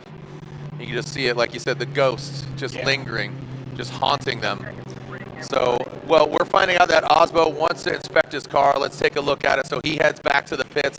You can see Beechum headed back as well. So we'll take a short break and don't go anywhere. Some more action continues here. We saw the first portion of that battle of Aasbo and Beechum. Join us here, Streets of Long Beach, AutoZone, Streets of Long Beach, presented by Type S. So, woo, look at this. The action continues.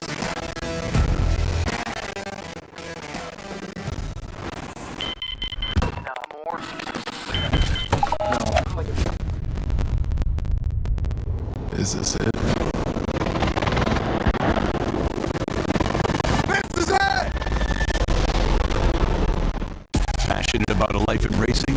Circle track, drag racing, drifting, or monster jam. Find it all at the University of Northwestern Ohio. The passion here is very different than I've seen in the other schools.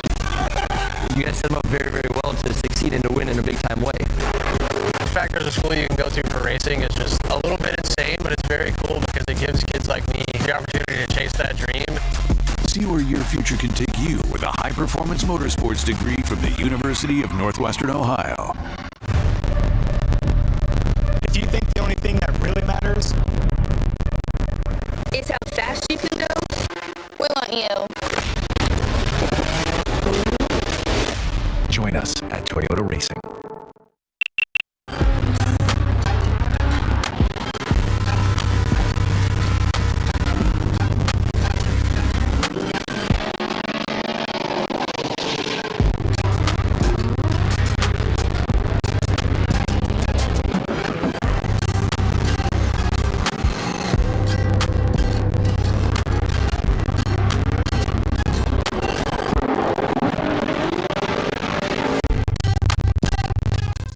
There's no better way to test your tires than on the racetrack. That's why at Kenda Tires, we compete with the same tires we sell. And that's how the technology built into every Vesna UHD Max tire goes from podium to pavement. Whether you're a professional driver chasing podiums or a grassroots enthusiast looking for weekend excitement, Kenda Tires are designed for your journey.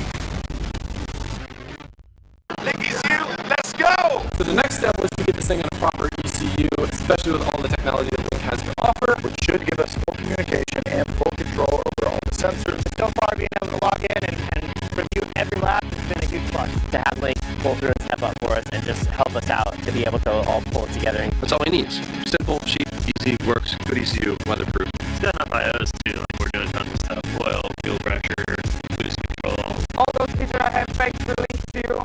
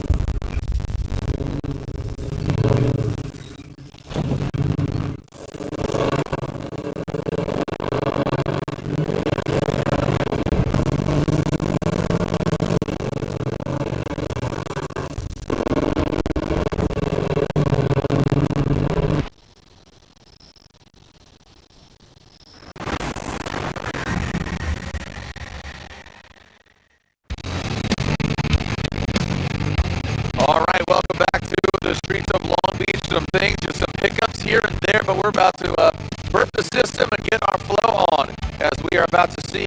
This is James Deane and Jonathan Hurst. Now this is the second half of it. They 4 wins. They said, no, we're not going to do side lap. James Deane led. We saw Jonathan Hurst spin going into outside zone 1. James Deane continued on outside zone 3.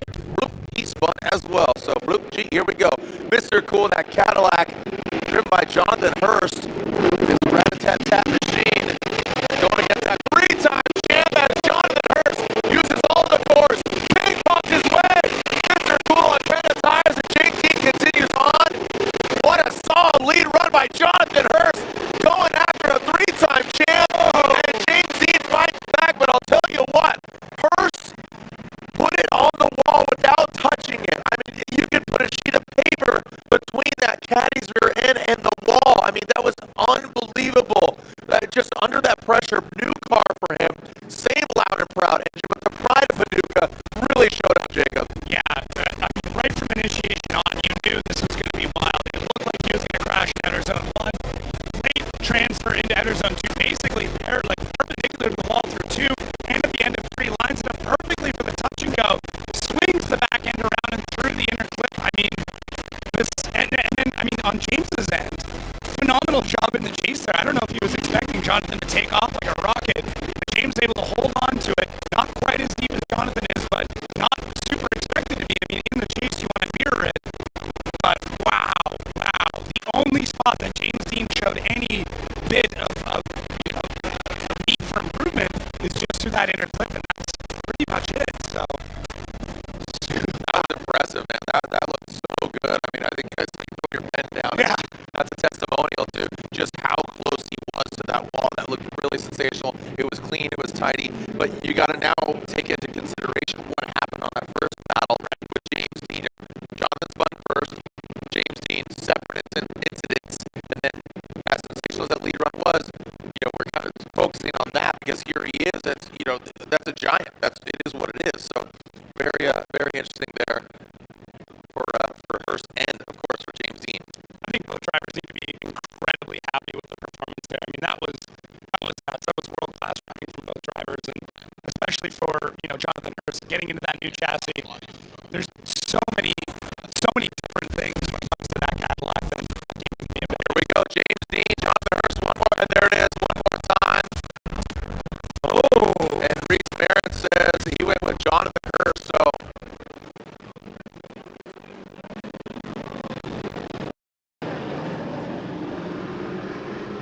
So as we saw, there we go, 2-1. Jonathan Hurst got one of the judges going his way. The needle was gone, but that will be one more time between Hurst and James Deane. So here we are, Trent Beechum, Frederick Aasbo. The second half of this battle, Beechum will lead and Aasbo giving chase. If you can remember, Beechum was aggressive, ripped off that back right fender of Freddie's Toyota Supra, that Rockstar vehicle. Beechum now out front. Transition into that second outside zone. Comes up a little bit short, but Frederick Aasbo, that's what we were talking about. Beechum looking really wound up right now. He is just fiery. And Aasbo, really good chase job, but Beechum, I really liked what he did. He was really fluid from outside zone 1 to 2, and then when he went into outside zone 3, could not shake Aasbo, and he needed to do that, just given how aggressive Beechum was. Let's take a look at it again. Yeah, Beechum very, very aggressive on initiation. You can see how perpendicular he is there. Does not get all the way out to outside zone 1, kind of gets in there a bit late, has about 1.5 feet off outside zone 2, and then as they come through 3, you can see he holds onto it almost a little bit too long. Thankfully, Aasbo was able to more or less anticipate that, and I love this shot here because you can see how parallel they are coming through. Now, focusing a bit more on Aasbo's chase here, he could have been in a little bit deeper. He does follow back a little bit, just so that way those transitions are a little bit easier. But you can see how Aasbo is kind of trying to anticipate what Beechum is going to do. Beechum didn't have a perfect lead run, but Aasbo was able to more or less get in and out of the spots that he needed to be to ensure that there was no contact, but he still had an active chase. Wasn't super, super close to him, but I mean, he did everything he needed to do in the chase at that point. Yeah, that was a fun one to watch. We'll see if we get a verdict here between Beechum and Aasbo, and we are hearing that we are going back to some sight laps here between field. It kind of comes off and on. The wind is definitely whipping up, just coming off the waterfront here in Long Beach. So a little brisk, hoods are on, ponchos are on, so A little brisk here, but it definitely clears out the smoke when it is dry. Waiting for the verdict here. And slide him left for Aasbo, right for Trenton Beechum. Looks like Frederick Aasbo 1 and a 2 and 3. Frederick Aasbo gets the win. Beechum knocked out, but a very valiant effort by Trenton Beechum. Look for him to step up, definitely in Atlanta. And that was a, you know, again, that was an uphill battle, just knowing, like you said, the robot, Frederick Aasbo. But I liked how aggressive he was. He needed to do that, but great lead run there by Beechum. Yeah, I mean, against somebody who isn't a multiple-time champion, that definitely could have gone a little bit better for Beechum. But I mean, that's the hard part when you're going against somebody like a Frederick Aasbo. You have to be perfect. Yep. The only way you're gonna be able to keep up and compete at that level is to be perfect. But Beechum's close. He's showing a lot of signs of being, one of the next great drivers. It's just these small little things here and there. All right, so look at that. Hurst, he's reviewing the tail of the tape there. Mr. Cool, living up to his sponsor name. This is a sight lap, as Matt Field and Ken Gushi requested it. Just getting a feel for the course. You got to think here in the Royal Purple Top 16, how the track is transforming. Between the moisture, going hot, or going dry, going wet, like it's all over the place. So here we are in the Royal Purple Top 16. Jared Deane here, Jacob Gettens. By the way, Formula Drift Type S merchandise is available. Be sure to pick it up here on site. And throughout the entirety of the season, special deals, including on the Larry Chen Light 360 LED video light and power bank. And Ken Gushi rips back with his 2J powered GR86. Royal Purple, the synthetic experts, the official engine oil of Formula Drift. Here's the battle bracket. This is how it's shaped up. So we'll see it one more time between James Deane and Jonathan Hurst. You got Odi Bakchis and Hiroa already in. Frederick Aasbo will go against Deane or Hurst. And now we got Field versus Gushi. If you haven't picked up your Lean Customs pin, you got a Matt Field pin. It's over there, so go check it out. Shout out to the homies at Lean Customs sponsoring the Borla Heatwave Lean Customs Corvette, the Beast from the Bay. As Ken Gushi dropping their Gretty Lakai shoe. I don't know if you saw it. It's kind of dope. No, I didn't see that. It's pretty dope. So really cool collaborations going down around the pit and the paddock. So here are the stats. Here are the numbers. Field 71%. You can see 3-1 victories over there. Overall match is 102 for Field. Overall matches and wins 72-21.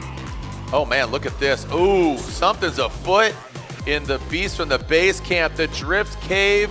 The cavemen have gone a little nuts over here. They said that unfortunately they are calling a competition timeout, and he talked about them having some. You said it was precautionary. That may not be the case of having their engine issues. Yeah, I mean they've already swapped that one engine. As much as they're a phenomenal crew, I don't think they can swap an engine in 5 minutes. So yeah, it'd be tough. Yeah, that would be a tough break. All right, well, we got a little lull in the action here and shaking things up. Shaking things up definitely is Mr. Cool, Pride of Paducah, Jonathan Hurst, who's with the Rent now. Absolutely, and I loved your excitement, Jared and Jacob, when he laid down an absolute heater. And going back out on that track, what's the plan now? Honestly, just try to keep my composure. A lot of times when I'm going against some of these dudes that, are up at the top of the line, I'm like, I know I can compete with them, but sometimes I'll usually overcook it, end up tapping them or something, and then I leave in the judges' hands. And so this time I'm trying to not let that happen.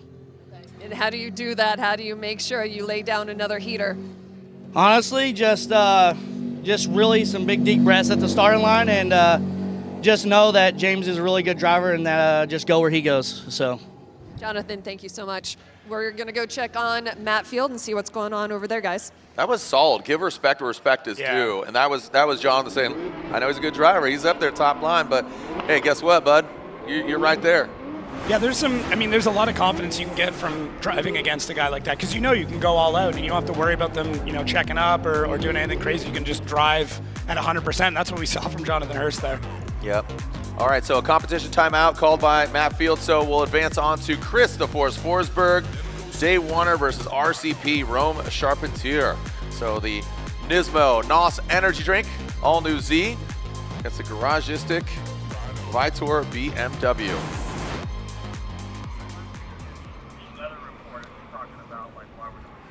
All right, so again, we've just seen some moisture throughout just the 16. We literally started to go into the 16.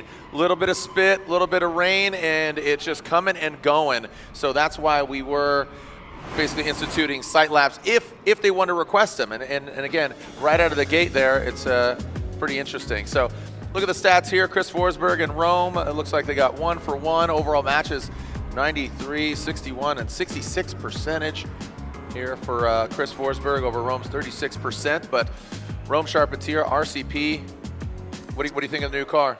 I like it. I mean, it was a bit of a surprise when he announced it, that he was running it, and then you find out about the Connor connection, like, okay, this makes sense. But he's been driving this car in a couple other series, so he's comfortable, and his driving's gotten even better. Yeah, can't wait for him to just work it out more and more. And that car's seen quite a beating here today. Here we go, Chris the Force Forsberg, all new Z on GT radial tires out front, initiates in that first outside zone. He's looking real smooth earlier. Doesn't get all the way out there. Rome Charpentier, he dives in on the inside. He's taking a shallower line. Chris Forsberg trying to work into that third outside zone. Again, just coming up a little bit short on those outside zones, but now really good angle from him. And you saw that going from outside zone 1 into outside zone 2. Looked like Rome had to maybe check up a little bit there. That's why he's taking a shallow line, going from 2 to 3. Let's take a look at it again. Yeah, it was interesting. Just the sound from Chris's car almost seemed a little bit off. So to get through there, you can see Chris hesitant through 1, has to push out late, but kind of slow in transition. Misses most of 2, so Rome's got to take an inside line. Chris really having to force the car to even get out to 3, having to wheel it around, and then, I mean, it was tough. It was definitely tough for Rome. I don't know Chris's engine well enough to say that's exactly how it should be driving, but it did sound off to me. There was something that didn't seem quite right. Maybe I'm looking too much into it, but I've seen Chris all this week, and this is not his driving. He was touching the walls all through practice. Something seems up. All right, well, you know, obviously one of the best in the biz, 3-time champion. Definitely, you know, he's had success here in Long Beach. And here's the competition timeout for, I believe, Matt Field. There it is, 1 minute left for the Beast from the Bay and the Drift Cave camp. Oh, they are absolutely under this thing. Look at Matt's under there. Holy cow, make some noise for him. Hard-working team, cheer him on. They can hear you over in the hot pits. Cheer him on. There's Mr. Field, his dad there. Looks like suspension? Yeah, they've got the whole knuckle off. I'm wondering if it's an axle swap. They've got the whole knuckle. Oh no, this is not good. This is not good for Matt Field. Winner last year here in Long Beach. They don't have a wheel on, and they got 30 seconds. Matt Field could have to retire as he was going to go against Ken Gushi. Let's see what happens here. The second half of this battle, we got RCP and Chris Forsberg. What a wacky event here, but it is Formula Drift. You never know what you're going to get. RCP Garageistic BMW, Chris Forsberg tip to tail on initiation. Coming that first outside zone, there goes Rome. Chris Forsberg trying to apply that pressure.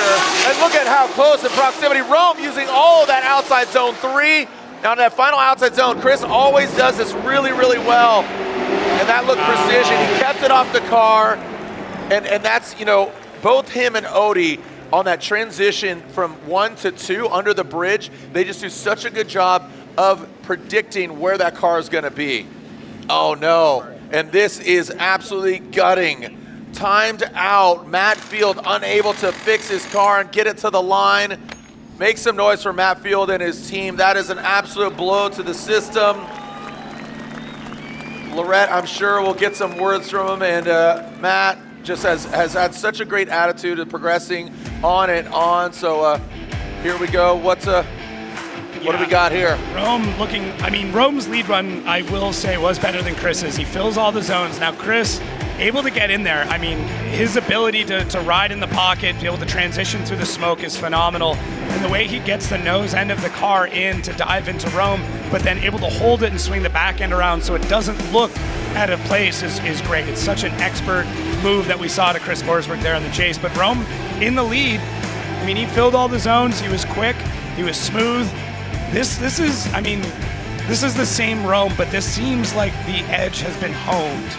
You know, we saw how great Rome's been over the years, but we're seeing him grow up. We're seeing him not take unnecessary risks, and that's what that was. Refine it. Yeah, he's getting very more refined. He's, you know, it's like not just this, you know, kind of, look at this, and Rome Charpentier gets the win. Rome Charpentier gets the win over Christopher Forsberg, and there you go. That's what we're talking about, that refinement for RCP.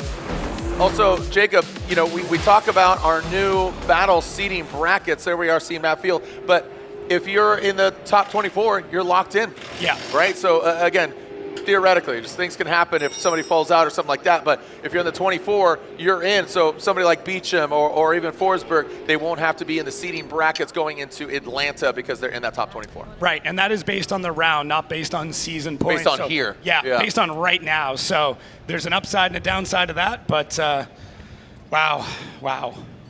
All right, so as you can see, Lorette there. Lorette, down to you real quick, Matt Field. Matt, you always put your best forward. What happened there? Broken axle in the burnout box. And an axle on Corvette suspension is pretty brutal, no matter what. I think we were super, super close to actually getting it done. But yeah, everything's got to be perfect. One nut holds you up for 1 second, and that's it. So congrats to Ken. I was finally starting to feel good for the weekend. And that's it, but that's racing, I guess. We'll try our best to come back for the next round. Matt, thank you very much. Always putting his best foot forward, unfortunately. Thank you so much. Here we go. James Deane backs it in. This is the one more time battle. And look at Jonathan Hurst. James Deane, massive angle there into outside zone 3 transition. They are absolutely shredding now, expediting this course, writing their name on the streets of Long Beach. James Deane and Jonathan Hurst in that Mr. Cool Cadillac, that AutoZone Mustang RTR Spec 550. That's what we want to see. That was some solid runs. Yeah, James Deane out front was great. I mean, Hurst gets caught up a little bit on that launch, but then makes up for it through the rest of this run. But James Deane, wall to wall, big swing, no corrections, front wheels going exactly where they need to be. Jonathan Hurst able to chase in behind him. And then James Deane here, maybe a little bit off that inside clip, nothing too crazy. And then as we get into basically into these replays to see what Jonathan Hurst was doing in the chase, you can see him surging in and out just a little bit, but he's able to basically reel in James Deane throughout the most of this run. He could have been in a little bit deeper, but we're going to swap this around. Jonathan Hurst is going to take the lead. You know he's going to basically run this as hard as he possibly can, and James Deane's going to have to try and keep up. Well, and you know what's, this is exactly what he manifested. He says, take a couple breaths at the line. I trust James. Boom, trust fall. He says, catch me. And he says, catch me on your door. Catch me outside is what he said. And he was right there. So really good run there by both the drivers. And watch this, the Mr. Cool Cadillac. Do you know why he chose this car? I just want to be different. That's it. I mean, he's a guy who likes to stand out, and what's more standoutish than an XLR? I mean, the thing looks like half the height of that Ford Mustang here. All right, here we go. Jonathan Hurst up front, initiating. Look at that, tit for tat by James Deane. That XLR Cadillac, 1 and 2 filled. Ticking the boxes here is Jonathan Hurst now into that last inside clip. And James Deane. Man. Oh my gosh. Wow, what an effort by both the drivers. What a solid run. Make some noise for James Deane and Jonathan Hurst. Again, the one more time battle between them. Let's take a look at it again here, Jacob. All right, Jonathan Hurst, e-brake. And you see almost a bit of contact there from James Deane, who's getting real aggressive. Jonathan in through the first outside zone, doing a phenomenal job in keeping the rotation going through the second, getting real deep in 3, but a little bit late, shoots off to our touch and go. James Deane almost gets gapped there for a second, and then Jonathan Hurst back on the power. So there's a couple of spots here going back and forth where they made some mistakes, not many, but you did see that James Deane did touch Jonathan Hurst. Maybe Jonathan could have gotten a little bit deeper there through outside zone 1, but he is not the kind of guy to let up when there's contact. He's the kind of guy to put his foot down, drive even harder, and that's what we saw. So James could have done a little bit better through that touch and go section. It just shows how fast of a driver Jonathan Hurst is when you can start pulling a bit of a gap on James Deane. Yeah, no, it's really amazing what the Cash Racing team is doing. You know, Mr. Cool picked him up last year, and it's been great to see just him, just like you mentioned, Rome, earlier, that refinement, that uniqueness, that personality shine through, not only just the person itself, but in the car, in the aesthetics, in the driving prowess. Yeah, so looking at our airforce.com replay side by side here, you can see the difference in their lines. Jonathan was a little bit closer than James Deane was when we talk about the follow runs. And then through this section here, James did go a little bit wide, kind of missed some of that inside clip. So both of them had very small mistakes in the lead, and both of them had very small mistakes in the chase. Like I said, a little bit of contact from James, but yeah, it's really going to come down to these very small points to make the call. Yep, just splitting hairs, as I always say, and that's what's going down. These guys are looking at those side-by-side runs. It gets tough. Vernon, Brian Eggert, Chris Marin. Again, Vernon and Mr. Marin there. Just it's tough. welcome. You can see them. They're stressing out over these. This is not easy. Yep. Again, Pat Gentili, P2, being replaced by Chris Ewell. Here we go. Slide him left for James Deane, right for Jonathan Hurst. One more time. I'm not going to lie, I'm pretty happy about this. Is those 85s? Are those 85s? So one more time, we can call that. I think those are indicative of 85s. Those are definitely close. over That was 85s, good. yeah. Yeah, I mean, that is just the finest of tolerances of driving and proximity and filling those zones. So there it is, OMT X2. Yeah. So gotta love a double one more time in top 16. That's where we're at now. This is, 2024 and again, drifting. We're not forcing the hand of saying we don't want to see one more times anymore. We just think about, not seeing something. We don't want to see bad runs again, and I will, defend the judges here, James Deane and Jonathan Hurst in that first one where they both spun. Oh, here we go. So real quick, this is Ken Gushi. This is a bye run here for Ken Gushi, Degretti, Motti's, Kenda Tire, Toyota GR86. Just get through the course real quick. He's running a 2J setup. So with Ken Gushi and that bye run, sounds like he's fighting the car. I don't know. Something sounds off. I think they're going to pull that in the pits real quick. Okay, yeah, he just quickly get over there. So Gushi and RCP in the grade 8. Talking about the Tuerck Motorsport. Look at that smile. You can just see it just shining through that helmet. So RCP and Ken Gushi in the grade 8s, but right now still in that Royal Purple top 16. One more time versus Deane and Hurst. But again, one more times. The first one, they both had that mistake on the first run, right? Both in lead and chase. Then defaulting to the second run, they both had a good lead and a good chase. So it's not both were 85. It's just like they were both 85s on their lead and their chase, and then it just that was just such a unique situation. That's why I always say, in the vicinity of, right, or the verbiage and the language, it's tough. It's not tough. It's just we need to clarify more. Yeah. That's what we're doing. So moving on to our next battle here. Looks like we got Simon Olsen pulling up, and he's going against Robert Thorne. Got some young guns in the house. Yeah? I mean, they're all young to me. I'm old. How old are you, Jacob? 33. Holy cow. Yeah. I'm excited to celebrate your 31st or 35th birthday in Irwindale for the X amount of years. Yeah. Add 10 on that. And +1. Here we go. Simon Olsen is going to lead Robert Thorne giving chase. Simon Olsen, watch out. And Robert Thorne, this newly developed vehicle, you were giving it definitely some accolades here. And look at that. Robert Thorne comes up a bit short on that first outside zone. Big angle there from Olsen. Whoa. You see Robert Thorne, good proximity, but look how locked and loaded Thorne is. Looks like he maybe got off a line there, and Olsen dialed. What you look a little baffled here. Are you stoked on Olsen's angle, or what are you startled by? I don't know if I've ever seen somebody hold that much angle for that long on this track. That was insane. So take a look at Olsen's lead here. He does have to throw the back end out. Now watch the car snap. Outside zone 2. He's holding full lock and then just keeps it going. I mean, a lot of guys would spin out at that point or try and shore the car up. Olsen's like, nah, I got this. We'll just keep going. But Robert Thorne in the chase does a good job. That move from Olsen would trip up a lot of people.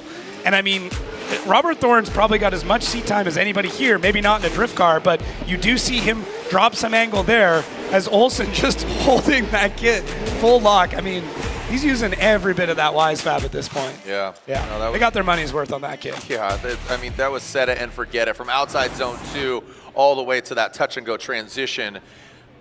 Really good line there by Simon Olsen. Now Thorne will be out front. See if he can better that. It's going to be a hard act to lead as opposed to follow. So Thorne looks like getting some communication going on here. Yep. And that is Simon Olsen. Looks like he's talking to the starter. Could be Sopa. All right.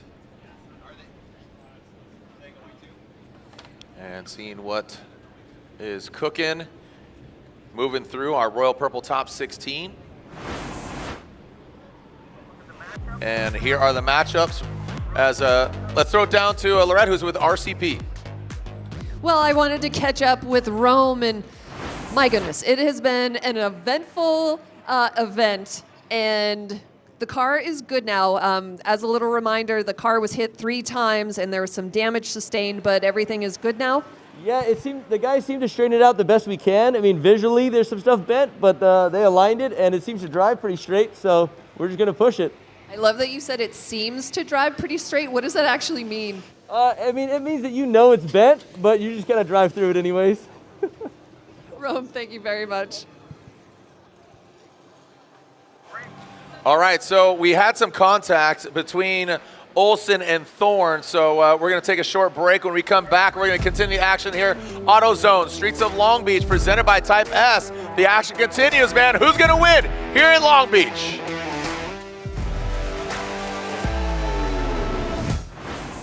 Is there an argument about whether pumice or walnut shell is the best abrasive in your hand cleaner? Not anymore. Fast Orange Premium brings the 2 abrasives together in one great heavy-duty hand cleaner that includes advanced skin protection. It's our best hand cleaner ever, and that's why we simply named it Premium. Fast Orange. We know a few things about cleaning hands.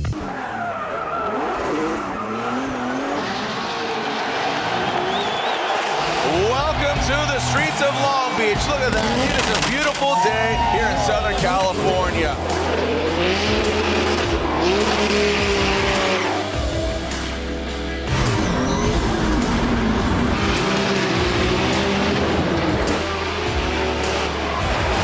K&N is back for another year as the official air filter of Formula Drift.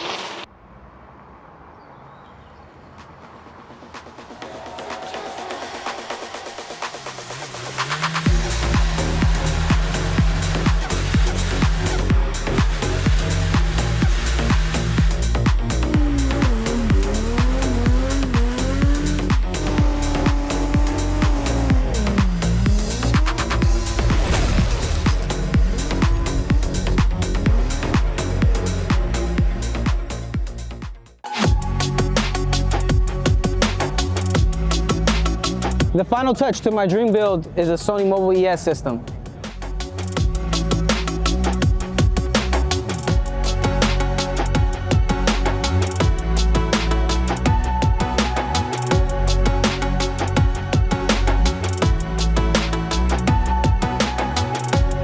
Time to cruise with Sony Mobile ES.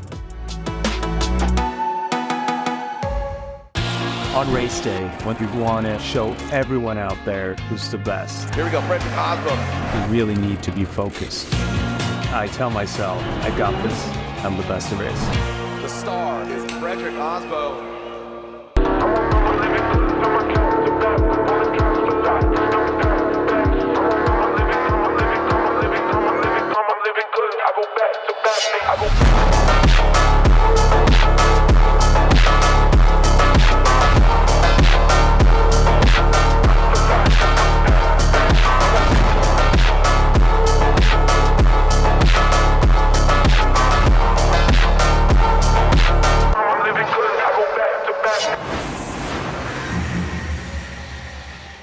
Formula Drift is brought to you by Kumho Tire and Fast Orange, the official hand cleaner of Formula Drift.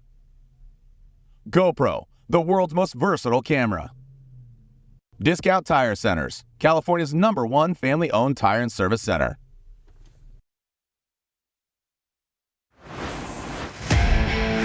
All right, well, the action continues here, streets of Long Beach.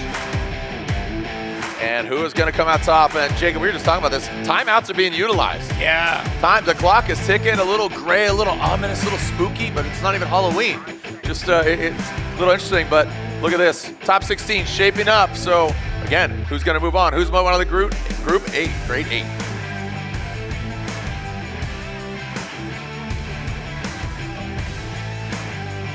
Up next, we will find out who advances on. Looks like Ryan Tuerck and Nick Noback as Olsen and Thorne.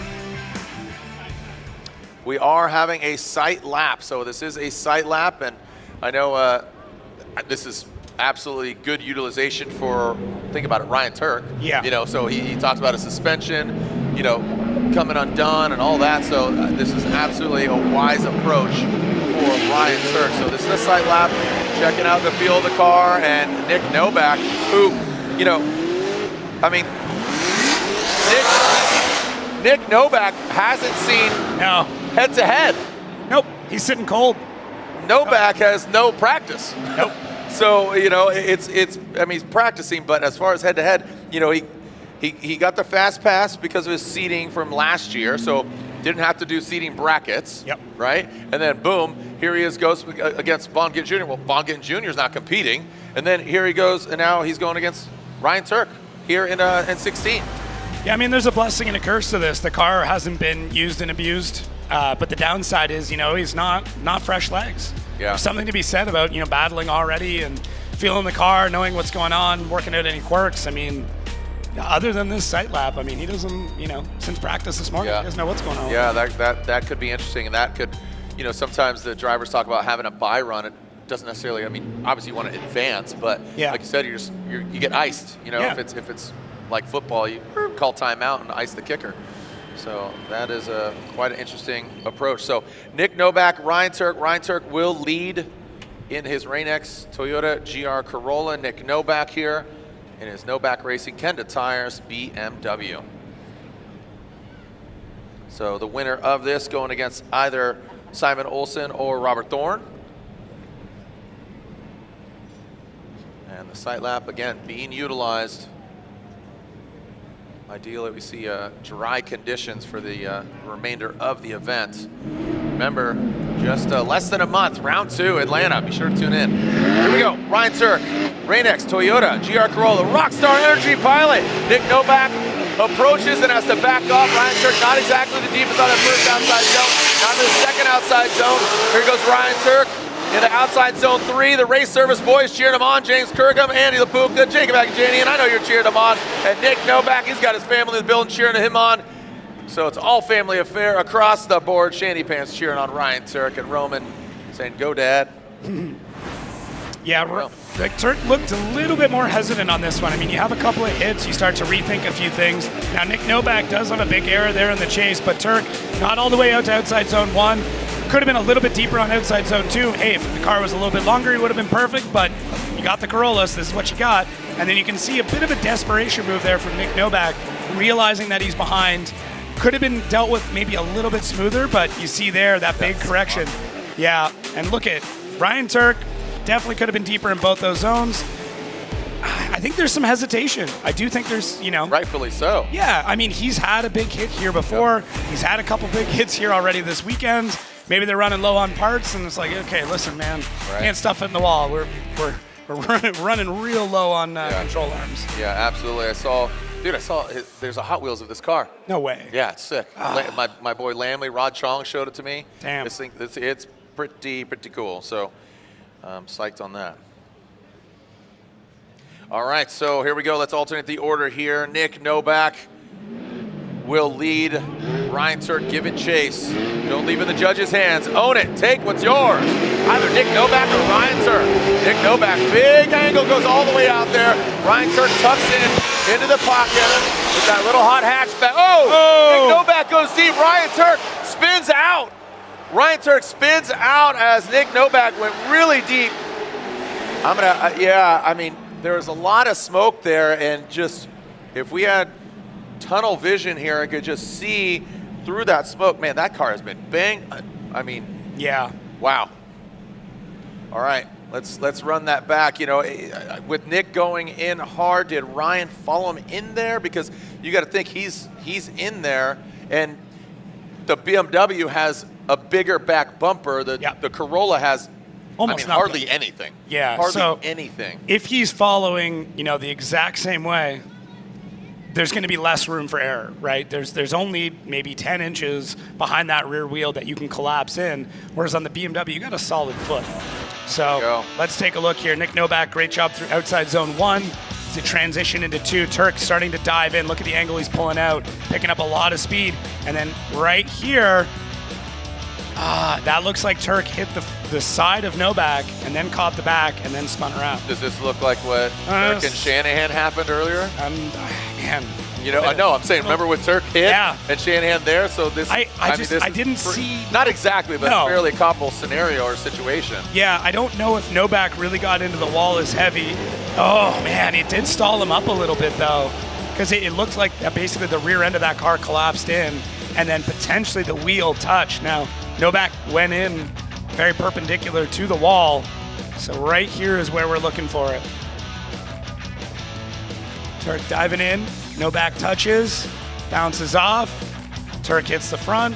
Tuerck does get hit by Noback's car bouncing off the wall. This is very close to what happened with Shanahan. Yep. So again, a bit of a role reversal of what we saw earlier with Tuerck and Shanahan in the 32, and then eventually went the other way due to the tire debeating and this and that and the other thing. And I'm seeing hoods and ponchos coming out. Looks like might seeing again. We're under a tent. We have our fans here, hardcore fans, enduring just a little bit of spitting, but it's just off and on throughout the day, which literally rains on our parade. So unfortunate. And, I think we're going to see sight laps once again here in just a little bit. But taking a look at our United States Air Force instant replay once again, our Royal Purple Top 16. Royal Purple, the synthetic experts, the official engine oil of Formula Drift.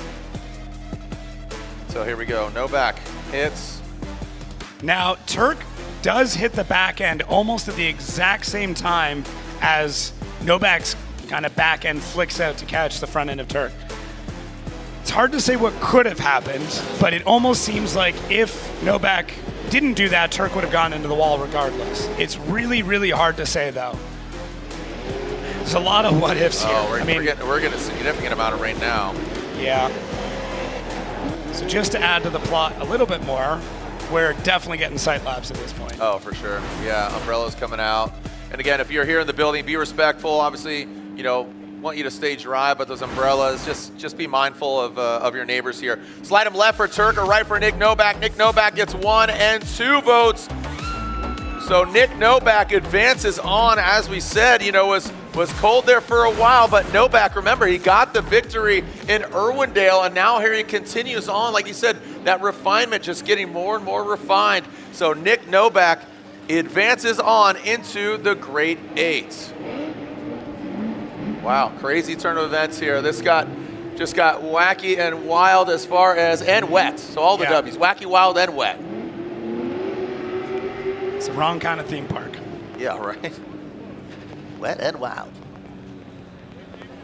All right, so already in. Now remember, we still haven't seen the battle between Deane and Hurst, or I should say the winner there, to go against Aasbo. So already in, we got Odie and Minowa, Aasbo, Gushi, RCP, and Nick Noback. Yeah. So here is the second portion of, and this is Olsen and Thorne. Remember, they had contact, and they are going to run a sight lap here because that is definitely a significant amount of rain. It's not just the spitting. You could actually just see the actual raindrops versus a mist. So they are going to allow them to have a sight lap. Look how loose this is for Thorne. And this could benefit some of these drivers. Like I said, James Deane, this very well might help him. Being just, and see, look how slick that is. Oh boy, here we go. Well, especially a fresh rain after, like this has been laid down. Honestly, after it rains a little bit more, this can kind of grip up again once that top layer of oil kind of comes off. But for right now, this is drifting on ice. So, speaking of ice, I will say Simon Olsen does spend a large amount of the off-season running on ice, so this might be a bit of advantage there. So going back, this is the first battle, just to remind you, obviously in the dry, very different. But Simon Olsen out front, did a really, really good job. We saw some mistakes there right here coming out of Robert Thorne where he had to straighten, got the reinitiation done. We're not going to see the same level of smoke. Might get some steam off the tires, but it's going to be a very different battle now. Now, the same rules still apply. We still want to see them get out to all those outside zones. We still want to see all the transitions, but there's going to be a lens put over this, the judging lens. All right, these guys have never seen battle against each other.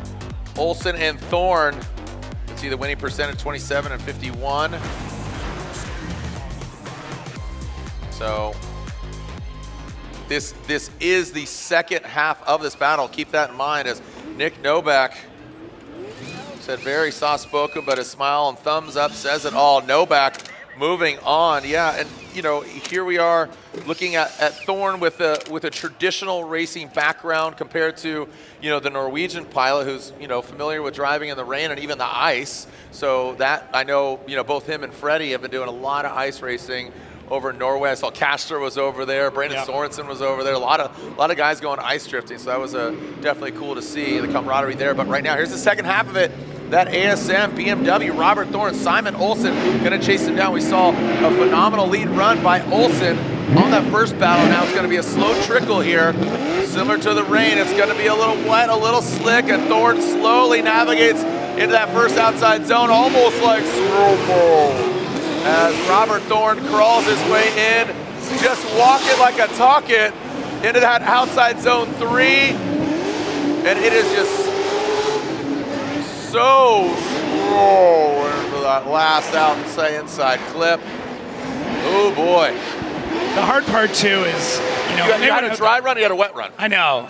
And they got out there, when they would have gridded up, it would have been still dry. So they're running dry setups, the suspension, the sway bars, everything is set up for the dry. The upside is battle's coming after this. They're gonna change some things. They're gonna disconnect sway bars, they're gonna change the suspension, drop some tire pressure, and hopefully be able to navigate this a little bit quicker. But let's take a look here. Definitely, we don't need slow-mo for this one. You can see every input that's going on, but Robert Thorne does get all the way out to outside zone 1, and we can hang tight here and wait for outside zone 2. Not too bad, could have been a little bit deeper there. And as they crawl their way out to outside zone 3, you can see just how difficult it is to wrangle over 1,000 horsepower in these cars on these tires. These are not rain tires. They run the same sets of tires all the way through. There's no grooving, there's no cutting. What they got is what they got, and right now they've got rain.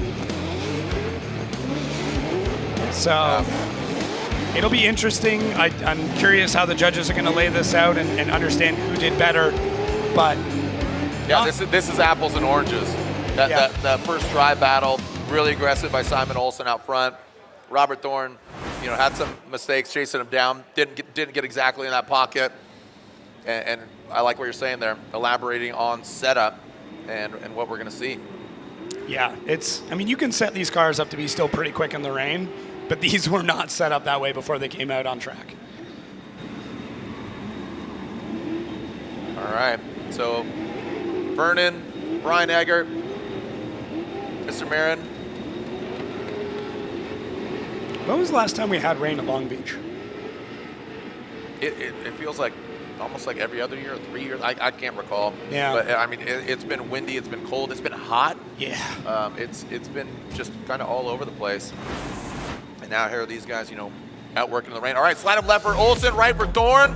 And it looks like Simon Olsen will get the victory. And I have to assume that's going off, you know, one had a phenomenal lead run. Like you said, that outside zone 2 to the touch and go was locked and loaded. And now here in the wet, you're dealing with what you're dealt. And both of them are on the same track, right? Yeah. So Robert Thorne did what he had to do, but Simon Olsen chased him down, and as slow as it was, it, you know, still had that surgery, that scalpel out. So here we go. This is where we're at. Top 16 forging into our Grade 8. Our Grade 8 brought to you by Tuerck Motorsports. So right now on track is James Deane and Jonathan Hurst for their second one more time. This will be our final battle of our Royal Purple Top 16. But already in, Odie versus Minowa, Aasbo versus either one of these guys. And again, We've seen some mistakes. We've seen some really good driving in that last head-to-head battle. But hey, why not? Let's throw some rain on it and see what happens here. And, you know, I mean, I feel like James Deane's collecting all the elements, you know, and here's Mr. Cool, who's making it rain. So there we are. James Deane still good attitude. He's throwing the hand out the window. Right-hand drive, Ford Mustang. And here's the pride of Paducah, Jonathan Hurst. All right, here we are. Look at the stats.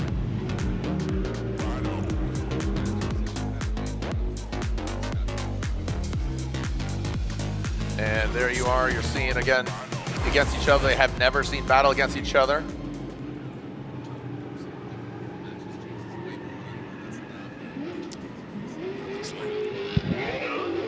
All right. You know, taking a look at this, and we might, you know, Frederick Aasbo waits in the wings. It's going to be one of these guys. Is it going to be Hurst after 2 one more times, or is it going to be the 3-time champion? 6 championships between if it was Deane and Aasbo.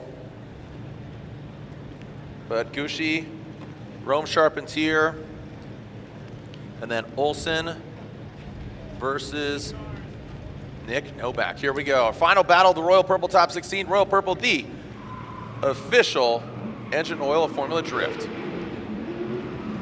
Like I said, this could really favor James Deane. Just, you know, he's very, obviously, a lot of driving, arguably one of the best drifters in the world. And here we go, sliding into that first outside zone. You saw an early initiation there from Jonathan Hurst. James Deane crawls into that first outside zone. I mean, listen to this thing, wound up into outside zone 2. Massages it in, look at that.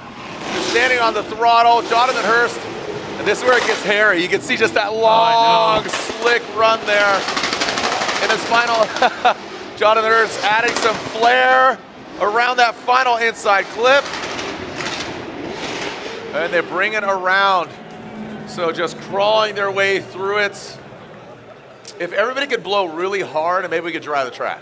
Okay, just, there we go. There, same time, let's get that jet dryer out. Good work.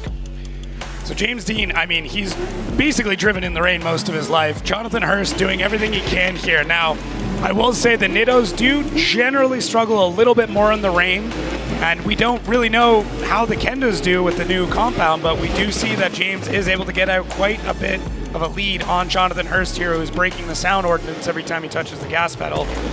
But James Deane able to keep the car very much under control. It's a slow go, but it is very, very controlled, whereas Jonathan's is a little bit more herky-jerky.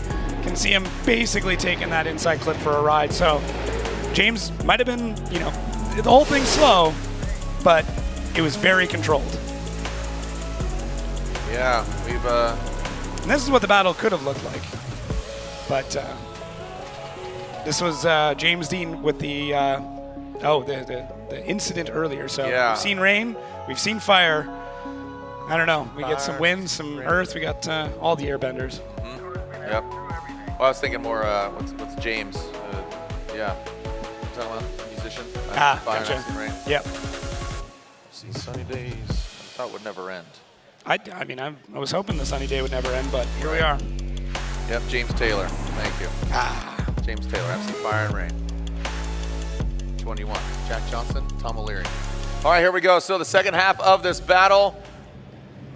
Jonathan Hurst and James Deane. Yeah, James, the windshield wipers working extra hard, man. That's the one. That car has seen it all. Here we go.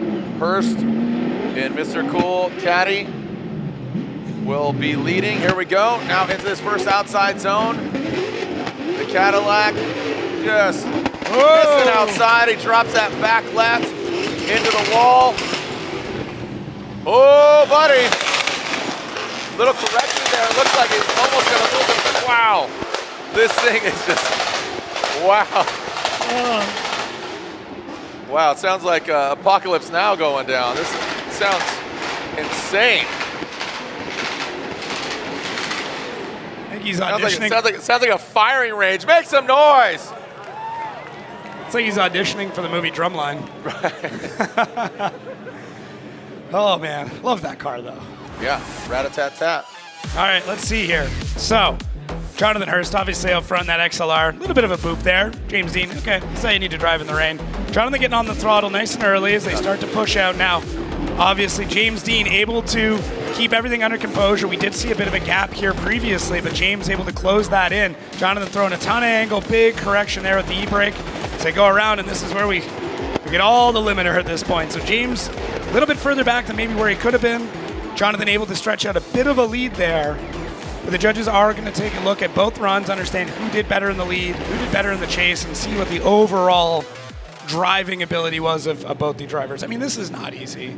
When you're doing this out in the rain, this is incredibly difficult. These cars are meant to go at a full clip. So when you start to add in a little bit of these tiers, it's not any easier. Absolutely. Yeah, it gets tough for them, and you know the fans are still sticking around. Thank you guys and gals, children of all ages. Who's moving on to go against Frederick Aasbo? Left for Deane or right for Hurst, and it looks like James Deane gets the victory. A great hard-fought effort after not one, but two one more time. The third battle, he finally got a victor, and that is James Deane. So the two three-time champions, two of the three-time champions. We'll take a short break. Don't go anywhere. When we come back, our Great 8 is upon us. Don't go anywhere here at the AutoZone Streets of Long Beach, presented by Type S.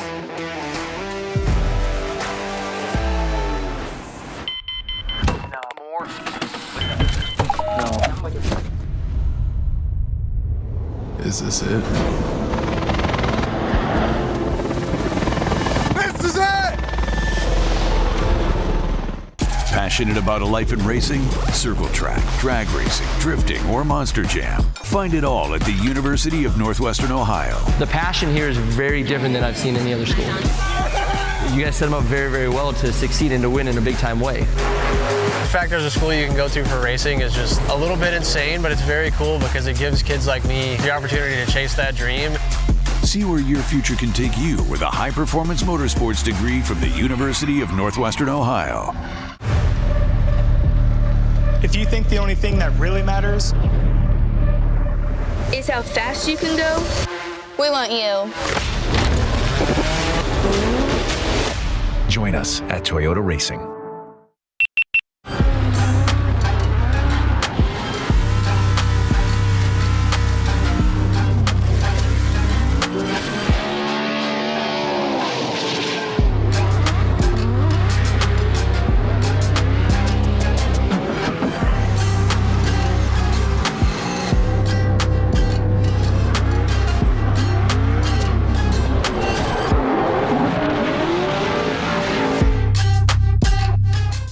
There's no better way to test your tires than on the racetrack. That's why at Kenda Tires, we compete with the same tires we sell. And that's how the technology built into every Vesna UHT Max tire goes from podium to pavement. Whether you're a professional driver chasing podiums or a grassroots enthusiast looking for weekend excitement, Kenda Tires are designed for your journey. Let's go! So the next step was to get this thing on a proper ECU, especially with all the technology that Link has to offer. Which should give us full communication and full control over all the sensors. But so far, being able to log in and review every lap has been a huge plus. To have Link pull through and step up for us and just help us out to be able to all pull it together. That's all we need. Simple, cheap, easy, works, good ECU, weatherproof. It's got enough IOs too, like we're doing tons of stuff. Oil, fuel pressure, boost control. All those features I have thanks to the Link ECU.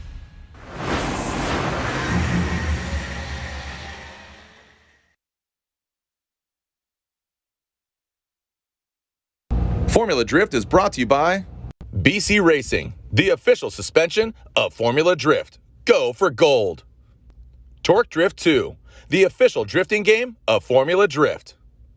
NGK Spark Plugs, the ignition specialist.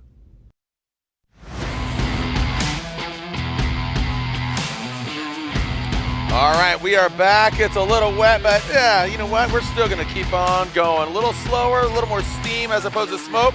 But you know who's up next? The AutoZone Streets of Long Beach, presented by Type S. Our first battle in the Great 8. We got our Great 8 Tuerck Motorsports Tuerck Drift 2, the official drifting game of Formula Drift. We got 14 years old Minowa who won the seeding battle brackets. And we're about to see him with our first battle in the Grade 8.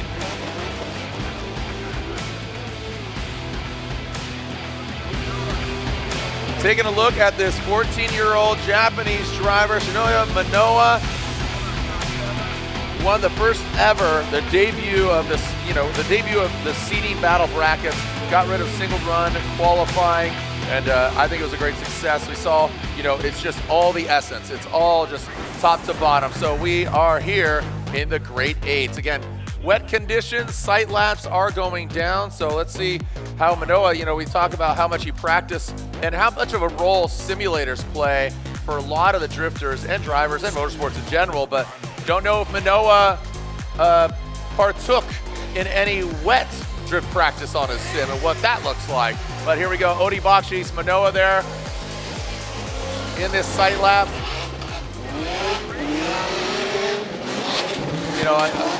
I'm trying to recall Odi in the rain and how he goes. I don't think anything stands out to me as like, oh, he killed it, he did this or did that. I can't. Nothing strikes me. Yeah, what I will say is, if there's anybody that's going to have knowledge of car setup for any conditions, it's going to be Odi. So very, very curious to see how much quicker he's going to be or if he is. So taking a look back in the 2023 championship, Chelsea Denofa, Odi Bakchis, Matt Field, Chelsea basically calling his retirement even before he won the championship. And that was by design. He was leaving regardless. Yeah. And he didn't want it to be like, oh, I'm leaving a champion, or I'm leaving barely a champion. So yeah. But this does leave Odi as our #1 ranked current driver. He is the guy everybody is after at this point. So good point. Yeah.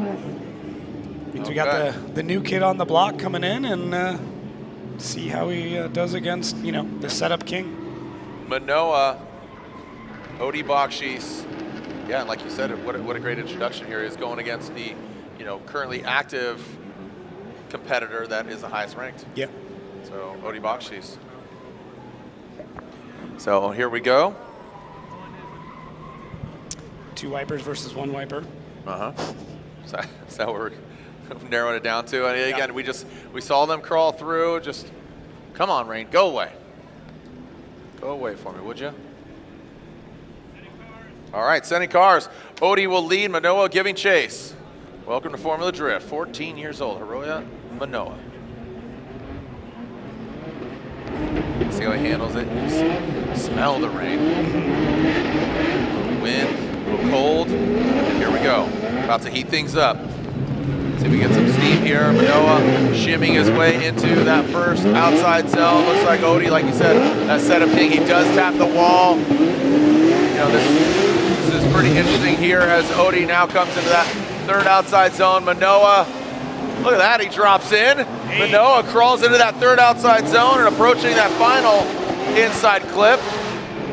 Some separation into the inside clip. Odi takes it out. Minowa wraps it around just barely. Nice job there by both the drivers. What do you think, Jacob? Got a Japanese flag out there. Yeah, the support is incredible for somebody. It's really cool to see the fan base really understand the importance of what we're seeing here. So, Odi, a bit of an interesting situation there with this initiation. Looked like he wanted to swing it out, but wasn't able to. You can see he's got this car dialed in on that straight line, very quick there. Probably dialing back a lot of power just to make sure that he's not absolutely blasting through this, but Odi holding a lot of angle, pulling out some wheel speed, grabbing a bit of e-brake, getting through that zone. Minowa able to keep up there. Nothing too crazy. He's not on the door, but he's not getting completely outdriven. And then Odi here taking out our inside clip pretty heavily, punching, basically center punching. So a little bit of a room for improvement there in the lead. Definitely some room for improvement in the chase. So yeah, we'll see. I'm very curious to see what Minowa does out in the lead in the rain. It's not something I have a lot of data on. No, yeah, absolutely. And like I said, just all the simulator practice back home in Japan. This could play a major role here. Just getting that position, settling it in, and filling those zones. All right, sending car. Here we go. Minowa now leading. Odi Bakchis giving chase. Let's see what we got. Like I said, Minowa, no data as far as what we've seen from him in the rain. He comes out spicy. Yeah. He's getting froggy here. Let's see what Minowa's got. Mr. Exciting. He's excited after that interview with Laurent Nickel. I mean, he's got some pace. He's got some pace. Bakchis looks like he gets thrown off a little bit, but look at that's what I'm talking about. He could even predict there on that transition. Minowa goes in that last outside zone. 14 years old. Into that last inside clip, Minowa. He takes it out, so seems to be a trend right there. Center punching that last inside clip, taking it home as a souvenir back to Japan.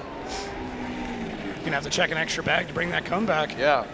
All right, so Minowa navigates the course, the rain continuing to come down.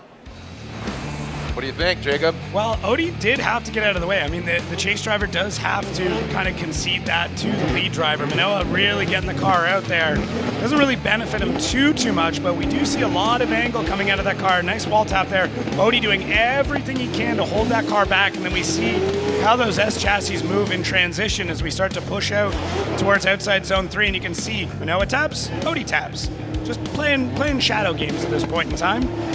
As they transition through our touch and go, Minowa does get the car gripped up and is able to kind of push through a little bit quicker than Odie does. Now, what's interesting here is when you're driving in the rain, it's not like just adding more wheel speed is going to get you to go faster. You have to very much play with the grip levels. You actually kind of want a bit of a lower speed. So a lot of guys are going to dial back horsepower. Some guys may even change gearing if they have time to make sure that they have just enough wheel speed to have that car moving. Yep. All right. Well, look at that. Our girl getting the heat on the street, but unfortunately it's a little wet on the feet, if you know what I mean. So Laurent Nickel down there getting some insight. She's sitting next to Simon Olsen, who we'll see. I mean, look at that. The field suspension still in it to win it in our Tuerck Motorsports Grade 8. Here is our side-by-side, courtesy of the United States Air Force. So speed does play somewhat of a factor here. It more just, is how far of a gap you can pull and how much grip you can dial in. So when we talk about like wall-to-wall action, it does look like Minowa does a bit better of a job getting out to all the zones. But when we get into the chase, Odie was able to mirror him quite well. There is a couple of spots where one starts to pull away from the other, as we can see here in that side-by-side. But realistically, I do think this is going to come down to who put down the better lead run, because both chases did have some issues. Both leads did center punch that final inside clip. So I do think it's going to be who filled probably 1 and 2 a little bit better. 3, seem fairly parallel. So if I was a judge, that's what I'd be looking at is who filled 1 and 2 better. Mm-hmm. And then, 3 is a wash. Touch and go, inner clip's kind of a wash. Yeah, inside clip is tough, but I mean, and it is like that scale, right? You're kind of judging on it. I don't want to say scale, but you're same conditions, which are less than ideal. Navigating this is, you got to bring it, man. It's tough. It is very tough. So, waiting for the outcome here. Our judges cooling things down a little bit, taking a look. Again, Vernon, Marin, and Mr. Reinegger. You have to photocopy all of Vernon's notes when he's done. He's got a full clipboard. He's got multiple pages. He's got this all graphed out. I think he's just drawing a picture of you. I think so too. Here we go, Odie Bakchis and Minowa. Got it one more time. We got Odie Bakchis and Odie Bakchis. So Minowa on his debut makes it to grade 8, but that was round of applause for 14-year-old Minowa in the seeding battle brackets. Gets the win, makes it here. So let's throw down to Laurent Nickel, who's with Simon Olsen. The conditions obviously soggy, but Simon doing a lot of driving during the off season. And Simon, you said you're not terrified to go out on this already treacherous track. Can you repeat that one more time, because I couldn't hear so much? I couldn't hear because of Odie pulled in. How do you attack this track? With this weather condition, it's quite hard, but we have a good team and they have prepared me for this for a long time. So I'm guessing the off season is coming good in hand now. We are prepared, so it will be good. But it's easy to do a mistake or something, but I'm feeling good. Jared. Thank you so much, Lorette. And Jacob, I know you've worked with Simon for multiple years. You no longer, you can't, Know the guy well. Yeah, now you're an announcer, so you're up here. So look at Minowa, still a smile on his face. Gave sure he went over to Odie, thanked him, shook his hand. So here we are in the Tuerck Motorsports Grade 8. The Tuerck Drift 2, the official drifting game of Formula Drift. RCP, Kenshiro Gushi. So we James Deane, Aasbo, are we skipping them, I'm assuming, since... All right, so it looks like James Deane was still getting some tires underneath his Ford Mustang. Jacob, with the going through tires, we're not going to obviously burn through them. The wheel speed actually is probably higher maybe even, but with it being wet, you're not burning through them. No, I mean, what it comes down to now is going to be tread pattern. So every tire's got a slightly different tread pattern. Some are more aggressive than others. What you want in a tire right now in the wet is to essentially have the tread kind of go into the middle to be able to evacuate the water out the side. So the tires that have that are going to do traditionally better in the wet. Right now we've got the Kendas and the Vitors. Both of them have a very, I wouldn't say similar, but a general approach to evacuating that water. So both these cars should be able to handle the rain all right. The channeling, the grooving, as Rome Charpentier, you see him correct. Ken Gushi out of the gate. Here we go, Rome Charpentier. Oh, gets into the wall. And Ken Gushi in the chase position here. And Rome now coming to that third outside zone. Throwing his way in. Oh, that's a big hit. Pushes that trunk out of the way. And Rome was talking about, he says, everything's crooked, but it seems to be straight. Like, that was the line he told Lorette Nickel. Yeah. That was tough. I mean, he definitely got aggressive. And I mean, the judges do kind of look at this a little bit differently when we're in the rain. They're obviously acknowledging the fact that this is significantly more difficult. So some of the errors are a little bit more acceptable just because of the rain. I mean, there's going to be corrections that you're going to see in real time a lot easier. So let's take a look here. Rome using as much of the course as he possibly can. And we can see there that trunk flapping a little bit, and he drives a little bit straight to that initiation. Ken doing a good job of mirroring it. And then Rome really uses as much of the bumper there to get that car back into the second outside zone. A little bit more of a bobble there. Ken doing a good job, keeping back by a few feet. And then Rome, once again, pushing real wide, almost drives the car straight, does have some angle in the wheels, has to reinitiate a little bit more, again. So I think Ken did exactly what he should have done. Rome was struggling out front, lay back a little bit, fill the zones in the chase, kind of let Rome do his own thing out front and just show that you're able to keep the car under control behind him. We do want them to be parallel, we want them to tandem, but when the guy out front is banging off walls and straightening and reinitiating, you got to play it safe. You can't follow that. No, it's not chaseable. It's nearly impossible. Like, okay, I'm going to bank. No, I'm not going to compromise my vehicle for that. So yeah, it gets very difficult. So, as banged up as, Rome is, Gushi seems to be keeping it clean so far, and knock on wood, the announcer's curse doesn't come to life here with his Gretty Motti's 86. The windshield wipers are absolutely ripping right now. You can see the trees there, the breeze. So that adds all the elements. Yeah, I think I saw Ken wiping the inside of the windshield too. Right. I mean, fog is another part of this that you have to think about. You're going to get hot engine, air coming out from underneath the hood onto the windshield, and then cold, damp air inside. So that's just another thing to make this more difficult. Just fog it up. Here we go. Yeah, there's Rome. So, yeah, it comes up. It's coming down pretty good now. It's not thick rain, but just consistent. It's absolutely consistent. Here we go. Lights extinguish. Type S, the official lighting of Formula Drift. They go off, and Ken Gushi will lead here in a very wet, less than ideal condition. So just sliding it on in. Not exactly at the pace we've seen previously. And I mean, you can just see the puddles and how they're going to accumulate and how that's going to make the car react in a second outside zone. But look at Rome diving in on the inside. Rome getting aggressive. It's like Ken Gushi looking more dialed. And if you can recall, Gushi didn't sound 100% on that by run, remember? Because he got that fast pass because the field was out. So this might favor him because it is wet. So if he's not, and again, we don't know. We were absolutely speculating, but on that bye run, we're like, oh, it doesn't sound 100%. So this might absolutely favor Ken Gushi. A lot of drivers are gonna take power out of the car if they can. I mean, it becomes a little bit more difficult with things like superchargers, but running on a turbo, you can just dial back the boost and really make the car easier to drive. So if Ken is down on power, it's actually a pretty big advantage right now. You can see Ken pulling out a bit of a gap there on Rome, who seems to be struggling a bit more. Now Ken doesn't get all the way outside zone 1. Rome got more than enough through outside zone 1 and actually caused a bit of an issue. Ken, you can see the e-brake when that wheel locks up there in the rear. That's usually them grabbing the e-brake. Does a good job through there. Rome not doing too bad. We do see a little bit more of a straighten there from Rome, but Ken was fluid.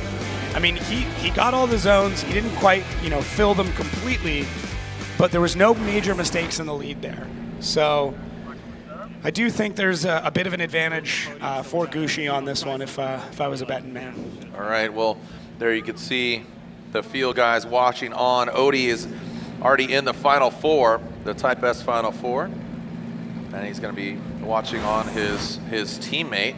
RCP, Kenshiro Gushi, slide him left for RCP or right for Kenshiro Gushi. Gushi gets the win and will go against Simon Olsen or Nick Noback. So Gushi is in our Type S Final Four. So 2 drivers in the Final Four. Wet conditions, umbrellas are out. All right, so talking about Simon Olsen, he's one of the last battles to go down. Odie's already in the Final Four. Lorette Nichols with him now. Odie, we were talking about this very treacherous track and the grip variance corner to corner. How are you dealing with the conditions out here? Yeah, it's not what it seems. It's not just slippery everywhere. There's moments where you start picking up speed and you feel the grip come in, but then you gotta pump your brakes because you're going into a zone that's way more slippery than what you're on right now. So it's like you get that one side lap, and luckily now I've done 3 laps total. So you just got to memorize the areas of the track that have absolutely no grip, where you're just trying to save the car and then capitalize on the areas that do have some grip. So it's really tricky. And what information are you and teammate Simon Olsen sharing?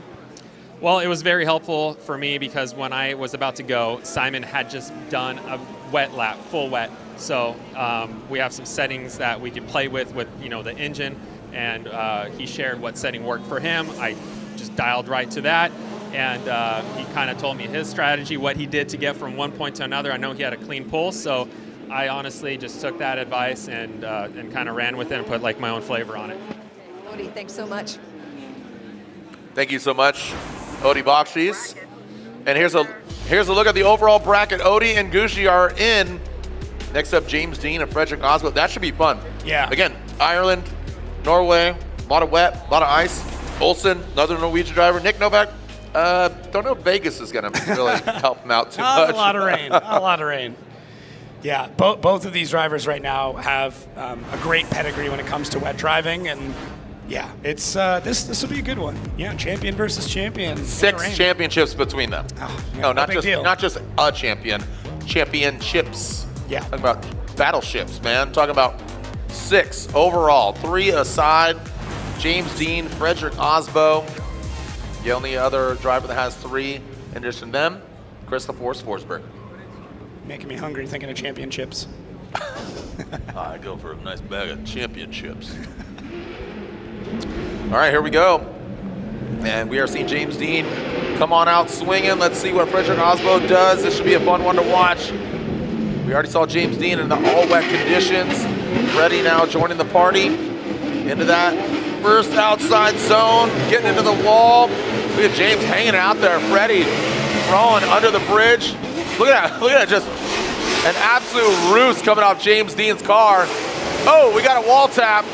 We got a wall tap from James Deane. Frederick Aasbo, look at that left foot brake. You can see him trying to massage that thing to the side of the Mustang. And there we go. A little bit of ice, a little bit of rain, a little bit of everything. All right. It was kind of fun to see Frederick Aasbo essentially chasing the way James Deane was chasing when he first came into the series. James set a precedent of basically nosing the front of the car next to the other one with a little bit less angle, and we start to see a little bit of that coming out of Aasbo. So a bit of a throwback, a little reversal, but James Deane really getting the wet weather setup dialed in. Look at that. Got both drivers getting as far out to outside zone 1 as he can without touching the wall. And then now we see Aasbo a little bit less angle, but kind of pointing the car at it as Deane goes a little bit wide. You know, with a bit more speed, a bit more energy, they probably wouldn't have even noticed that happened. But because we're at the speeds we're at, you really see when they touch the wall with the actual, you know, metal part of the bumper as opposed to more or less the fiberglass or carbon fiber facade that goes over top. Shout out to KB Forever, Ken Block. Forever in our hearts, KB Forever. Love you, buddy. Seeing those jackets there. And now let's alternate the position. Talking about Frederick Aasbo now leading. James Deane hunting him down. The machine, James Deane versus Norwegian Hammer. So both on equal tires, both on the Nittos. I mean, relatively the same horsepower. Big difference here. It's kind of an advantage actually. Is James Deane, you know, that V8, basically half its horsepower comes from nitrous. Yep. So they can very much dial in the amount of horsepower that's there. Now, that being said, with Freddie's inline 6, they can dial back a lot of the boost. They can go to basically wastegate, which might be, you know, 8, 10, 12 pounds, something along those lines. The difference is going to be how that power comes on and off. You can make it a little bit more linear with the nitrous as opposed to when you're running with boost, it can be a little, you know, jumpier. Yeah. So that being said, it could spike, especially. Yeah. And in addition to that, look, what Odie said is it's loose, it's grippy, it's kind of all over the place. So here we go. We got Frederick Aasbo out front, Rockstar Energy Drink, Toyota GR Supra, and James Deane are on his way on in. And getting to that first outside zone, you can see Freddie. James taps the ball, or just barely kisses it. Ooh, Freddie, that thing grips up, and absolutely to your point right there. Here's that Supra, and James Deane looked like he had that nice line, almost consistent, all the way through into this final inside clip. Oh, James Deane making his presence felt there. That was pretty solid. Yeah, leaving a little signature on the side of Aasbo's door. Little reminder. You got 3, I got 3. Let's do this. All right, Liam, fired up, buddy. All right, so let's see. Initiation there. I mean, Aasbo really holds it for a long time. Has to throw a little bit more e-brake to push the car out nice and wide to outside zone 1. James Deane goes a little bit deeper in outside zone 1. But Aasbo does grip the car up, goes pretty shallow there through outside zone 2, and that might be the difference maker. Now with that, he's able to get ahead a lot quicker, causing James Deane to have to cut a lot of line in order to make it back into the pocket. And then James Deane right here, quick little boop as they come through that inside clip, and that does come from James cutting line, carrying a bit more speed, just because Aasbo wasn't as deep through outside zone 2 as he should have been. So. Hey, hardcore fans, make some noise that those are sticking around here in the Ren. Yeah, look at that. Bundled up. Hardcore, thank you guys and gals. Yo, my man, what's he doing? Is he dabbing there? I don't even know what, all right, you looking good though. Look at that, blowing umbrellas here, sticking around. Got a cold beer, a little cold weather right now, but looking good here on the waterfront of Long Beach. Thank you, fans, so much. Here we go, slide him left for Deane, or right for Frederick Aasbo. Wet conditions favor. Oh! They are going one more time. They are going at it again. It was a split decision. Oh, even the babies are sticking around. We got babies. Starting them young. It's a true split too. One going one way, one going the other, one more time in the middle. Love it. All right, so they are going at it again. Our hardcore fans, again, sticking around here. Hey, who's joining us at Irwindale? Who's coming to Irwindale in October? Should be each and every one of y'all. All right, so Odie's already in. And they're in this. Look at this. Nice. I mean, why not move around? Get a little warmer. Jump around. No, they're feeling it. Oh, we got, oh boy. Oh, Nick Noback loses it. Look at Olsen. He is just feeling possessed. Oh, yeah. All right. Well, Nick Noback, you gotta You're going to have to think a little bit here. Here's the great thing. You know, Simon ran it, gave notes to Odie. Odie ran it, gave notes back to Simon. Knowing their crews, there's a lot of big brains in the field camp, and I guarantee they were messing with some stuff. That's going to be a fast Simon Olsen. Absolutely. All right, well, as we get him re-racked, let's throw down to Rhett Nickel, who's with somebody in the Final Four already, the Goosh, Ken Gushi.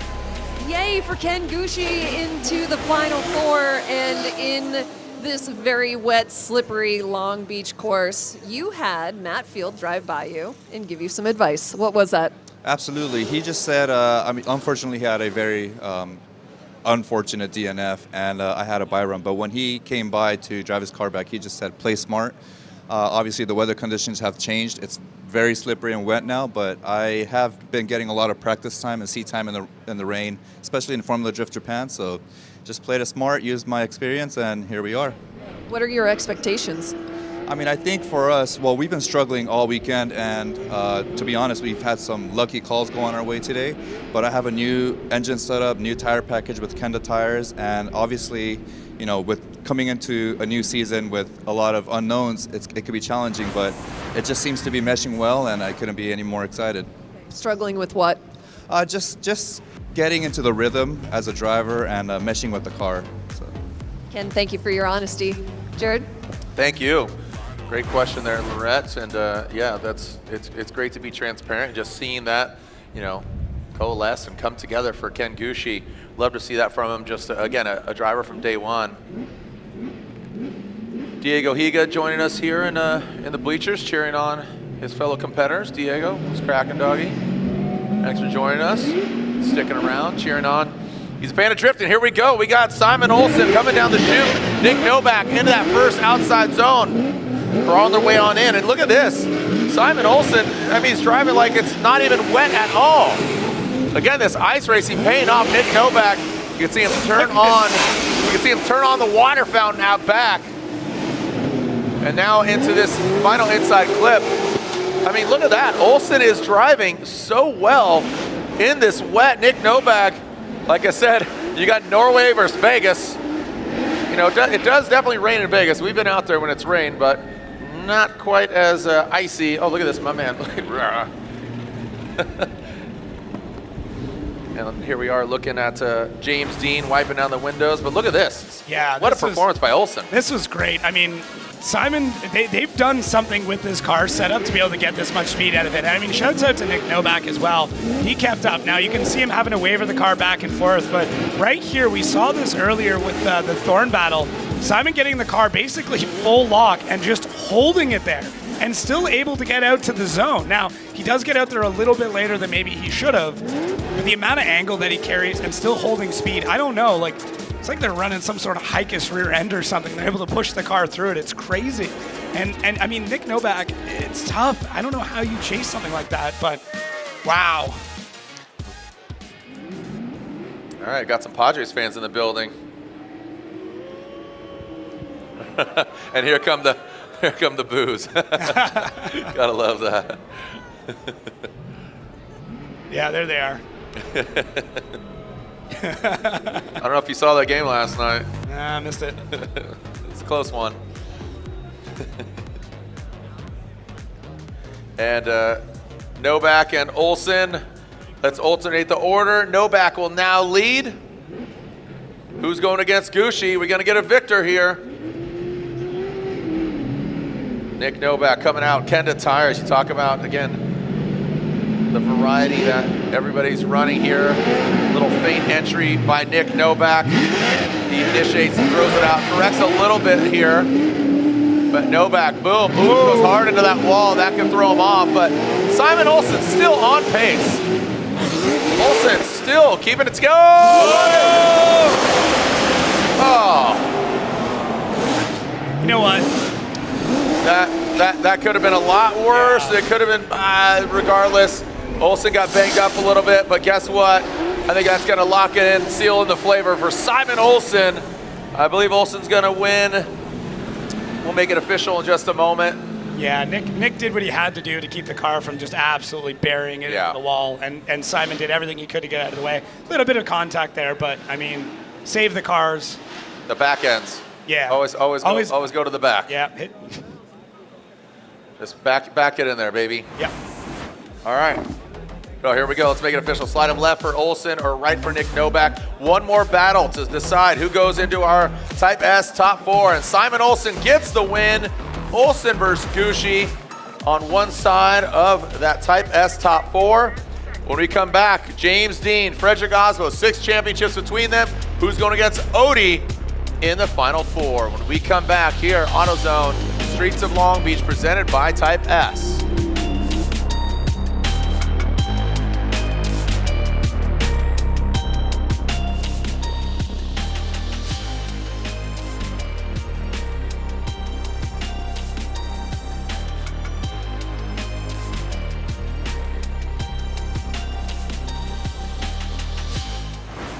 I'm Ryan Tuerck, and I'm super proud to announce Rain-X's all-new wiper blade design, the Tuerck and SUV Heavy Duty Series. Whoa, cut! Ryan, it's the truck and SUV blade. It says it right there.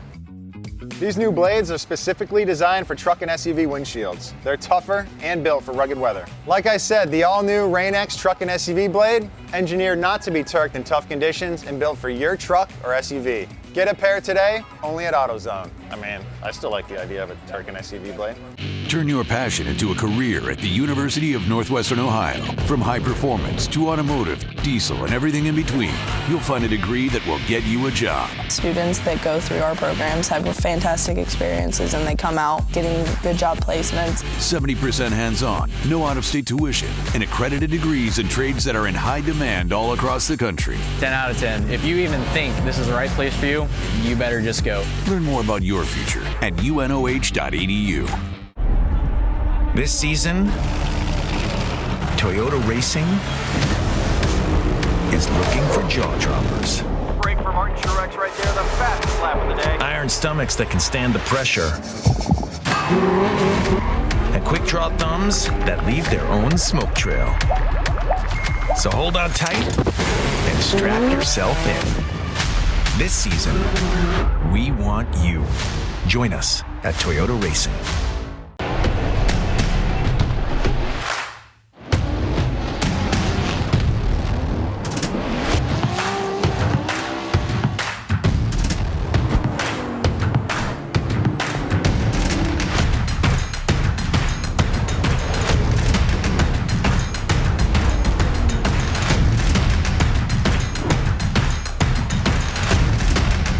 GT Radio. Experience ultra high performance.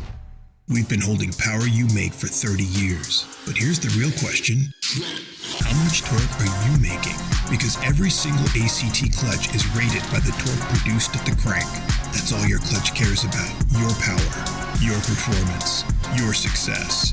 Unrivaled precision, power, and durability. Visit advancedclutch.com today. 30 years of precision engineering and performance excellence. Because every revolution starts at the crank.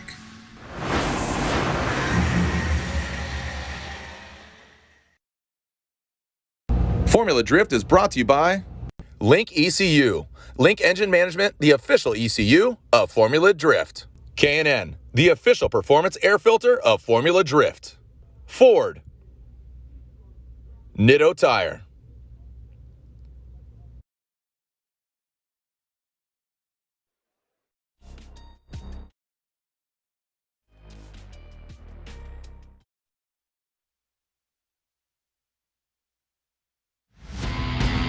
We are back at it, and we are seeing count them, 3-time champions, 6 championships between the two of them.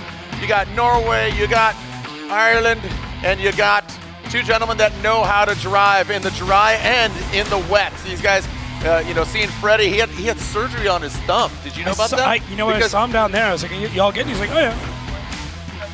Here we go, James Deane, Frederick Aasbo, our final battle of the the Tuerck Motorsport Grade 8. Here comes James Deane leading. Now Frederick Aasbo in that chase position. James Deane now transitions. It's a one more time battle between them two. Crawling into that third outside zone. Just sliding it in. Look at this precision, just putting the pin on the map. And our final inside clip, wrapped it around. This is like ice skating right now. The ice skating and just the pirouette. Make some noise, fans. You're here. Can't miss that guy. That guy just got cut from a construction site. He's ready to throw down. Your boss is looking for you. Yeah, your boss just called. Yeah. What are you doing there? Yeah. Steve, you're supposed to get back to work. Stop sign that's not being flipped right now. All right, so taking a look at James Deane's initiation there. Good job, big e-brake pull. You can see that there is some grip in that run-up. They are getting some speed out of it. And both drivers equal distance to that wall as we come through the first outside zone. Look at basically parallel. You can see how much longer James holds onto it, whereas Aasbo transitions a little bit earlier in anticipation. As we start to push out towards outside zone 3, you can see Aasbo pulling some angle to keep the proximity there. And then once we get into 3, James keeps holding it as we come around that section into our touch and go. And Aasbo transitions a bit later. So he actually gets on earlier, starts the transition earlier, but delays it. And then that delay is what pushes him out wider. So as much as being in the rain is definitely slower, the cool thing is you can really start to break down what happens at these small adjustments that you make. Yeah, look at this. We're seeing Simon Olsen. He's on jack stands. Yeah, so that must have been the contact that happened with Noback. Yeah, so it looks like some damage. They've got one of the rear arms out from the WiseFab kit.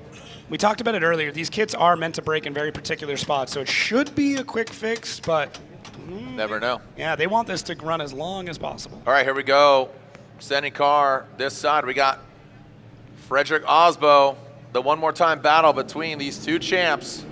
Let's see what Freddie's got. Rockstar Energy Drink Toyota GR Supra. Like I said, he was ice racing in his native country of Norway, and he tweaked his thumb, so I had to have surgery, he was telling me. So pretty crazy. So he's driving with an impaired thumb. Oh, James Deane backs it in once again. And it looks like James overcooked it, but Freddie stays in it. Love it. Look at that, Freddie shaken but not stirred into that third outside zone. Look at James now in formation. Yes, sir, a little slow-mo action. There's your steam cooker, and James looks like he almost pushes him around, but what a whip. What a whip by these guys around that final inner clip. What do you say? Make some noise, Long Beach, you hardcore wet fans out there.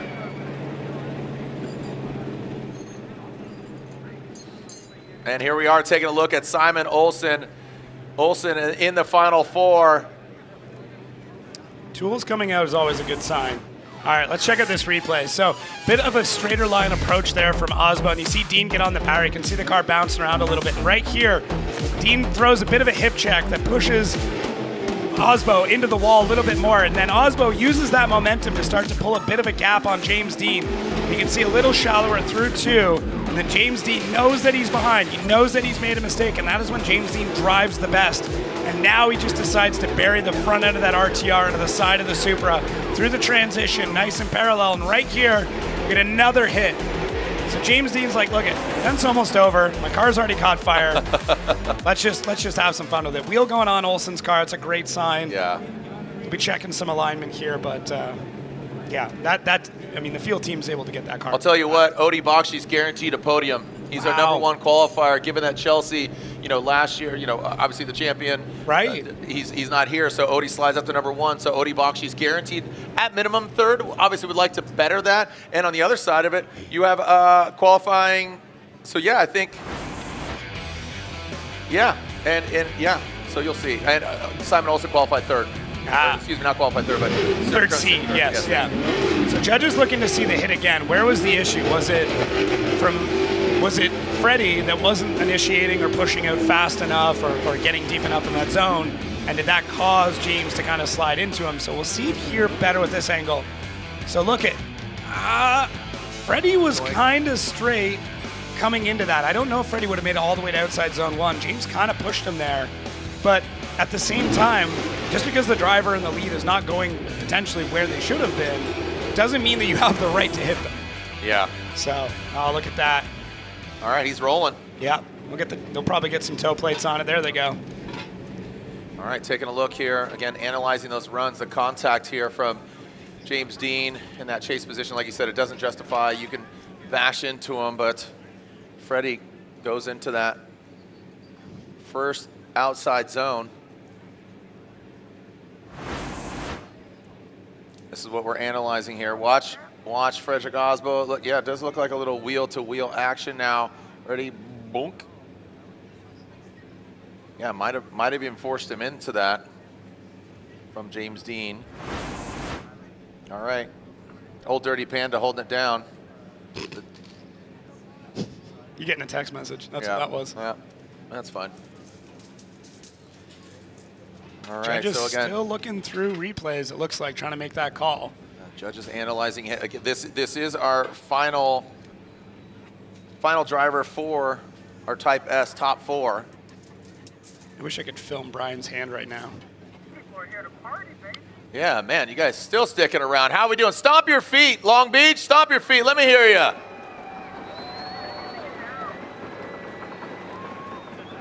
All right, you know what? It's raining. It's wet. We're in Long Beach. Let's start a wave. Where should we start it? Right, what do you got? Oh, here we go. Outcome. James Deane gets the win.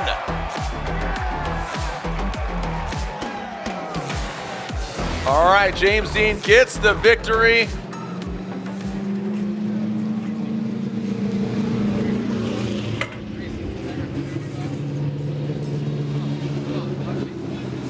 All right. So going to talk to Brian Eggert here, and again, obviously slow motion for me, but looks like James Deane gets the win. Yeah, James's lead was really good. He put the car everywhere he needed to be and everything, but when we came down to chase, we were just trying to figure out exactly what happened there leading into Outer Zone 1.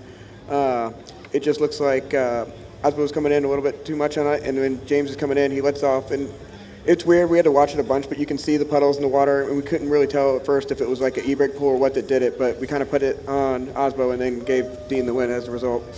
All right, well, thank you so much, Brian Eggert. Hey, let's start a wave real quick. Closest to the bridge, hold your hands up. Close to the bridge on this side. Close to, on this side, Put your hands up. You can hear me? All right, you're going to start the wave on 3. Ready? We're going to send it. On 3, you're going to put your hands up. Let's start a wave here in Long Beach. Our final 4 is set. Who's going to get it? 1, 2, 3, send it. Come on now, let's keep it going. Stay warm. Stay dry. Umbrellas, ponchos, jackets, and a good time. Here on the streets of Long Beach, on the waterfront, the wind is blowing, the rain is dropping, the track is steamy, and so are y'all. Thanks for joining us here, round 1, the AutoZone, Streets of Long Beach, presented by Type S. Oh, there we go. One more go round. When we come back, we'll see if this wave keeps going. Oh, it stopped there. Come on, keep it going. Keep it going. There we go. We got a riptide here. When we come back, it's our Type S top 4 here on the streets of Long Beach.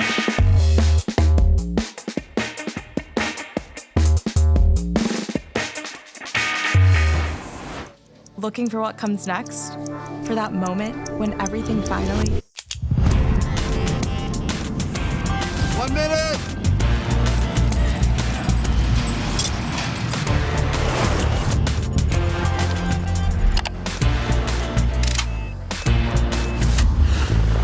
Whichever path you choose, it starts here.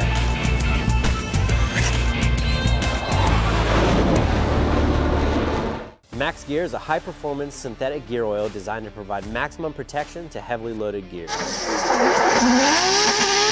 Slippery synthetic molecules and center look additive package not only reduce wear, they virtually eliminate both gear and bearing wear. We run 1,000 horsepower through our transmission and differential all season long and never have a problem.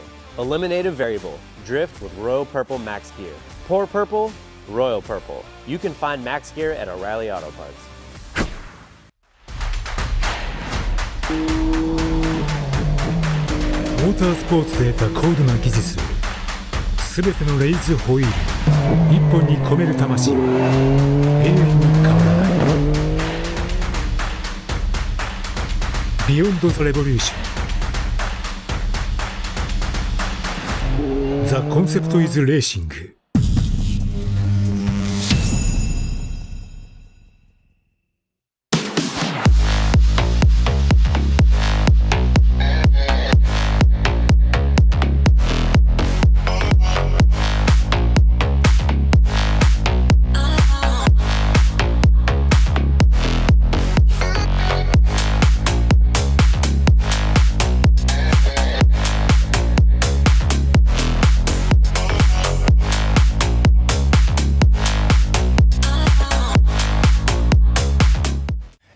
TK and NTK is more than just high ignitability spark plugs and precision sensors. They're about growing the car community.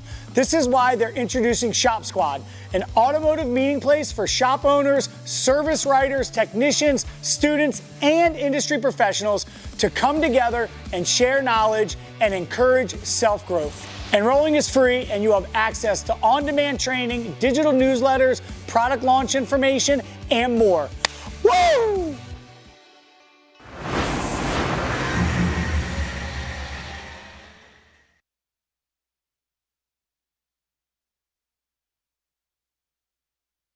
Formula Drift is brought to you by Toyota, let's go places.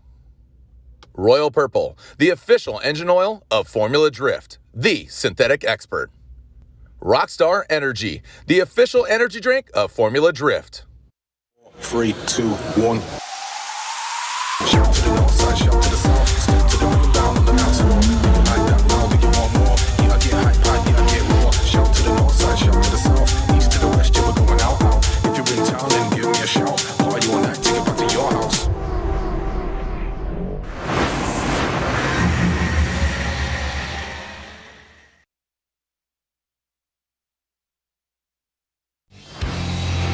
We got cars in the burnout box. That looks promising off in the distance, but you can still see, look at the puddles there. And we are getting ready to throw down for our Type S Top 4. That's right, Type S Touring Products, the official lighting of Formula Drift. This is the AutoZone Streets of Long Beach presented by Type S. Had a good time hanging out with Larry Chen and Mr. Mike Power. There we go. We're thrashing on James Deane's car.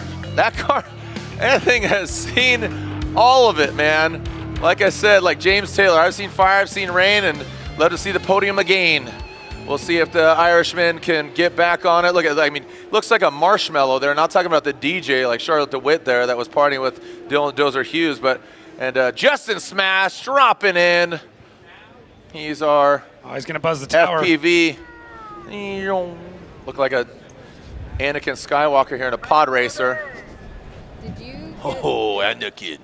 Well, drones in the air. That means knock on wood. Yeah, you shut your mouth, all Jacob. Right, I'm good. Jacob's be getting in my face. Yeah, well, the getting's good, man. The getting's good. All right, our top 4 is set. Remember, on as far as our bracket goes, Odi Bakchis is guaranteed a podium. He is your #1 seed coming to this round, and that is based off standings from last year. And again, Atlanta, it will be based off of how you finish here in Long Beach. So actually, so we're gonna go back to Odi and Deane, but right now it's Gushi and Olsen.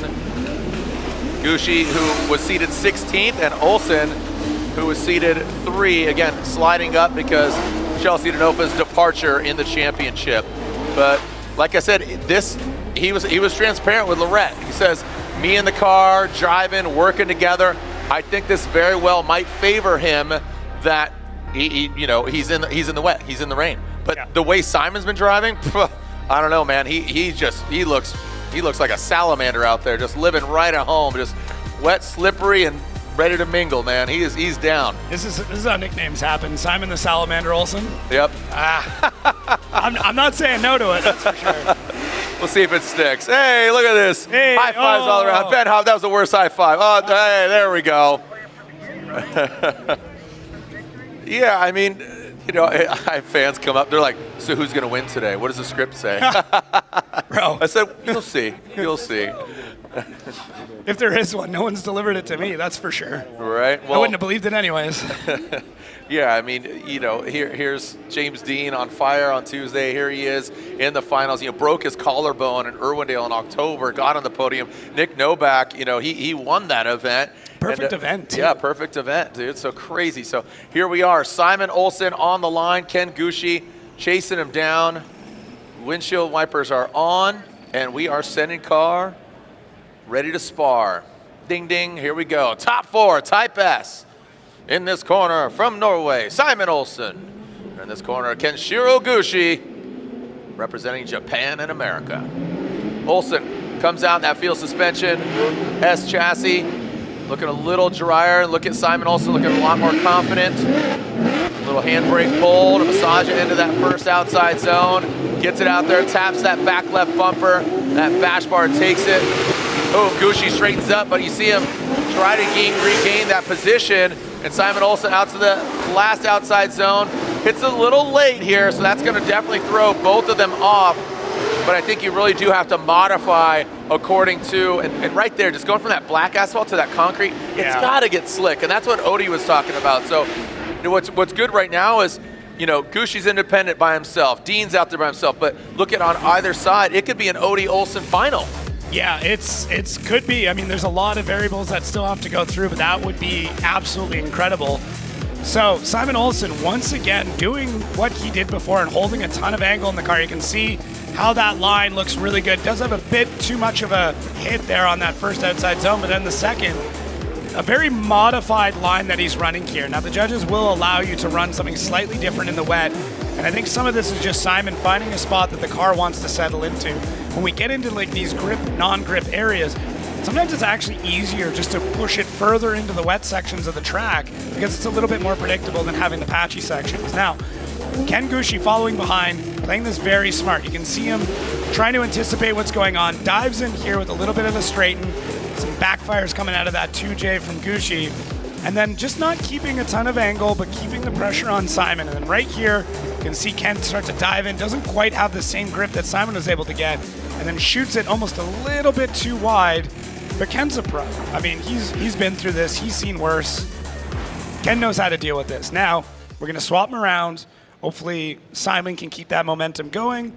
I think Ken's got some things in his bag of tricks. Yeah, I think Ken with the fresh air, he's like I said, hopefully it comes together for him. This Toyota GR86 running the 2J, he's back with Gretty.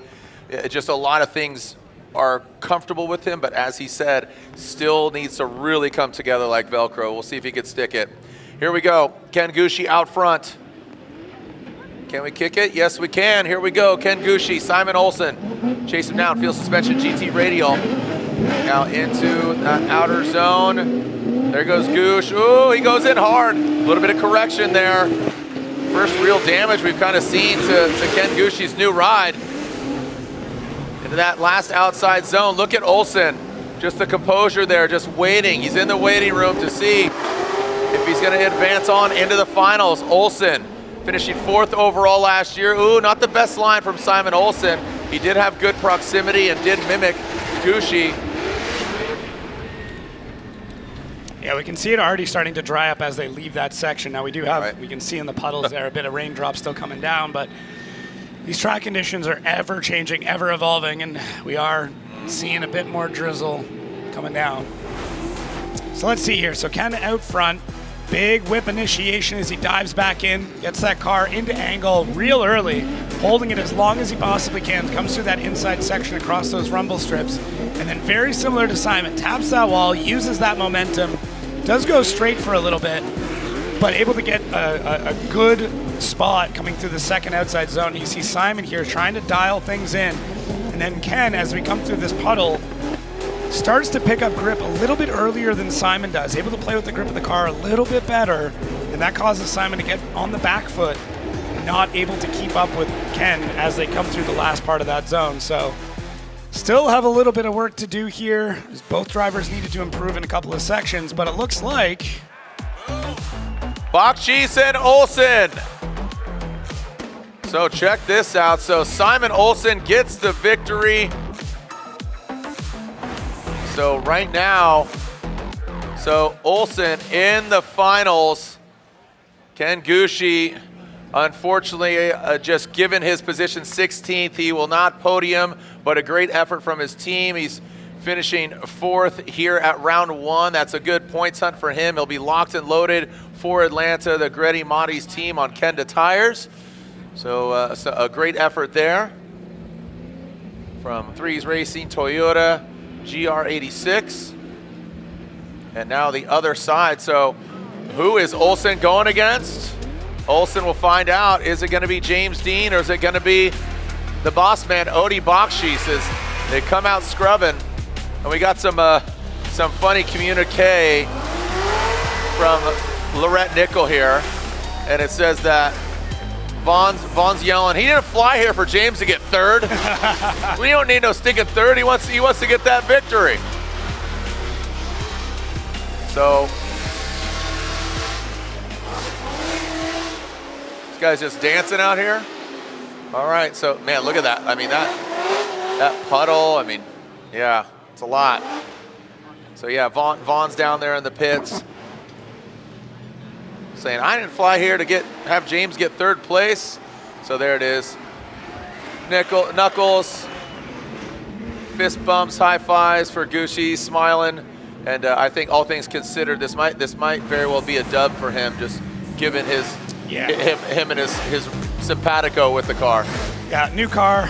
Take this as a big win. I mean, to build something new and come out and do this well, I think you gotta be happy. Yep. Odi Bakchis, James Deane. See the stats? What it comes down to is who's gonna outdrive who in the rain. And Odi Bakchis will lead on the first portion of this battle. Remember, what's left? Simon Olsen. So will it be an all-field suspension GT Radio S chassis battle? Or is it going to be James Deane versus Simon Olsen? Look at this, just Simon Olsen. Like I said, just never would have thought that just, you know, it's not a drastic change. It's just foreign to him, and it just worked out so well. Yeah, he took to this car like a fish to water. I mean, it's like it was meant to be. Even last year, seeing him at this very race, first couple of runs in, I turned to a spot and I was like, oh, okay, we're here. Dude. That's it. That's all you guys needed. Unreal. Yeah. Here we go. Now we are seeing Odi Bakchis lead James the Machine Deane. Odi coming out of that start chicane. Windshield wipers are on. Again, rain intermittent here and there. Now coming into that outside zone. Odi brings it out, taps the wall, he bounces off of it. James Deane, you see him pedal back a little bit. That allows Odi to pull away. Some corrections there from Odi Bakchis. He's taking a very shallow line, but you can see him just like crab walking that thing. Just baby steps, and James Deane, good proximity. Kind of a straight line approach, but had to do that going into that final inside clip. Man, not a lot of notes on this one. I mean, as they're driving in the rain more and more, they're understanding what the car needs to do. I would assume by now both drivers and both teams have their setups completely dialed in. This is the best that they're going to be at this point. So Odi, good initiation there. We're seeing a lot of guys tapping the wall pretty hard in that first outside zone. Now Odi uses that to be able to get ahead, or using the momentum. It's not a bug, it's a feature in this case. Outside zone 3, we see Odi doing quite well, filling that zone well. And James holding things together, holding on. I mean, this is not easy. This is not a situation anybody wants to be in, but both drivers have so much experience driving in the wet. Look at that. You can see James almost hesitant to push the car forward as Odi takes a pretty decent hit on that wall. Doesn't disrupt his line too much, uses that transfer momentum to shoot himself down the course. I mean, yeah, we can see how many corrections. You can see the rear wheels locking, you can see the brake lights going on. It is hectic in those cars in this condition. Yeah. You are constantly modifying. It's like a drummer. It's like a drum solo in there is what it looks like if you see the in-car. The Beat Laboratory? Yeah. All right, just banging away. There's Milstein looking good. Yeah. Hey, it just takes a little bit. It's still there. Just trying to hear some of the chatter, some of the banter. And man, it is it's getting colder, wetter, and it's rain, is it coming down? It's Yep. All right. I don't know. So here we go. Looks like James Deane out front. Transitioning. Who's going against Simon Olsen in the finals? Odi Bakchis or James Deane? James Deane out front. He knows how to drive in the rain. He kisses that back bumper. Oh, and Odi Bakchis counters. The wind whips up.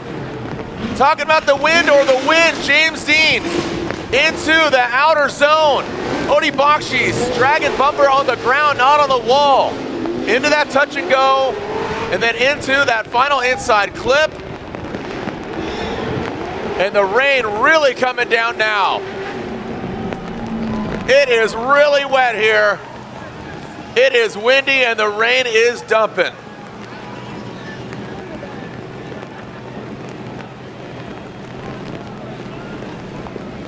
Wow, the most rain we've seen all day coming down now on to the fans. And taking a look here again, Jacob, it just started dumping here, man. And setting it up for a very spooky finals here as the rain and the wind comes down. This is the first mistake that we've seen from Odi Bakchis all day. Just him being a little bit too aggressive. James Deane kind of reeling him into a trap, saying, all right, I'm going to throw it in, see if you can follow this. Odi does his best, but overcommits just a little bit. As, like Jared said, we are experiencing some incredible winds and incredible rain coming down now, which is going to set this final battle up for something. Holy cow. Something pretty wild. This is, it's getting a little hairy out there right now. It is really coming down.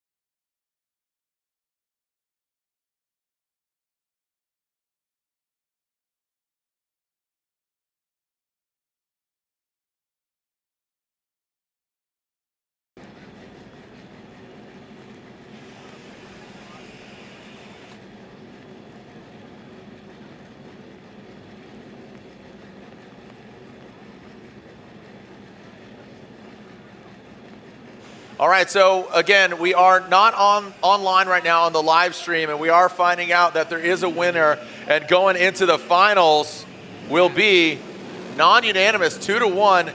James Deane is going to the finals. James Deane is going to the finals. Deane and Olsen, I mean, this place sounds like it's packed. You guys are banana cakes, dude. Thank you guys. Round of applause for you guys, man. Thanks for sticking around. So James Deane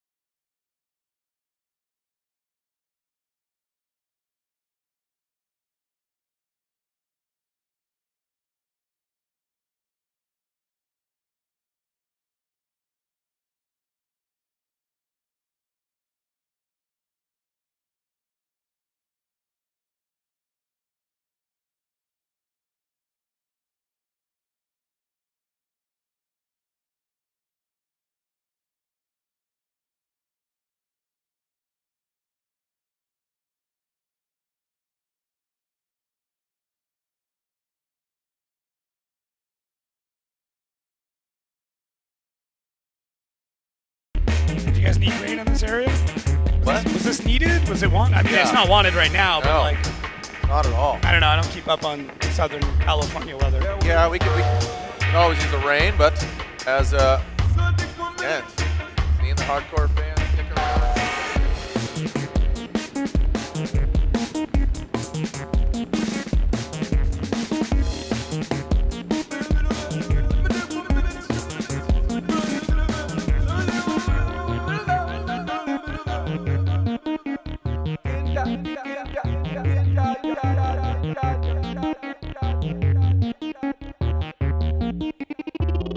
See the bands, I'm marine like that.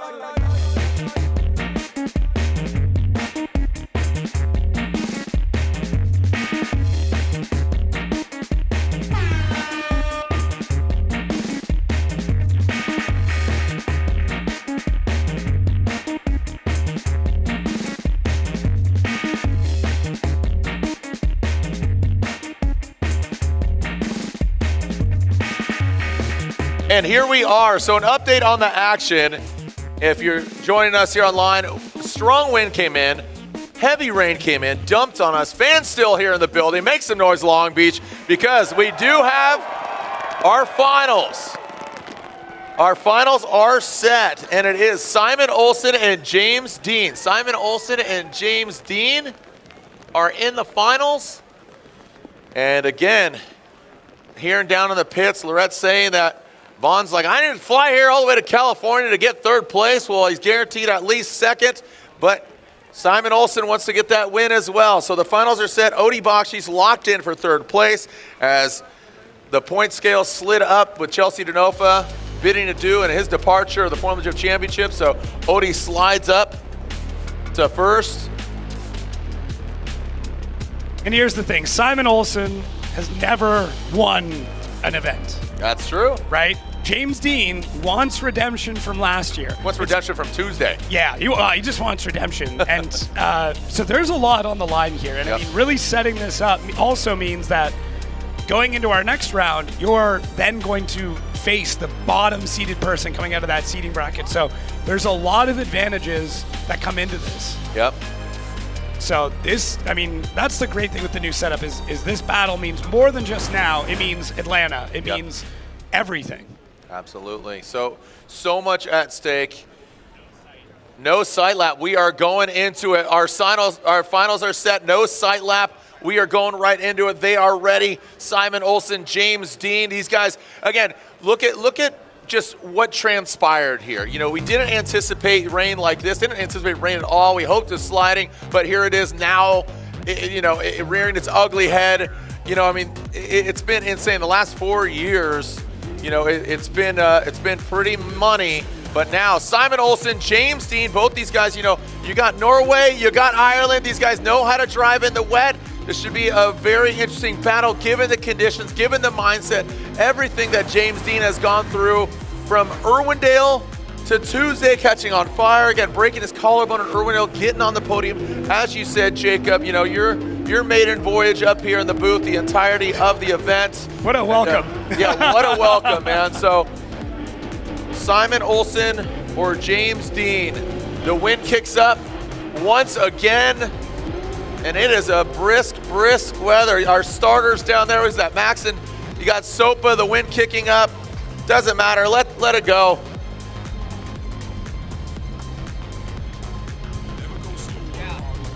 What a wild turn of events. We don't need this, we're good. Yeah, don't need these papers. Don't need these papers. Saturday. Don't need no stinking papers. All we know is Odie's got third, but we don't know who is our winner. Round one, the AutoZone. Streets of Long Beach, presented by Type S.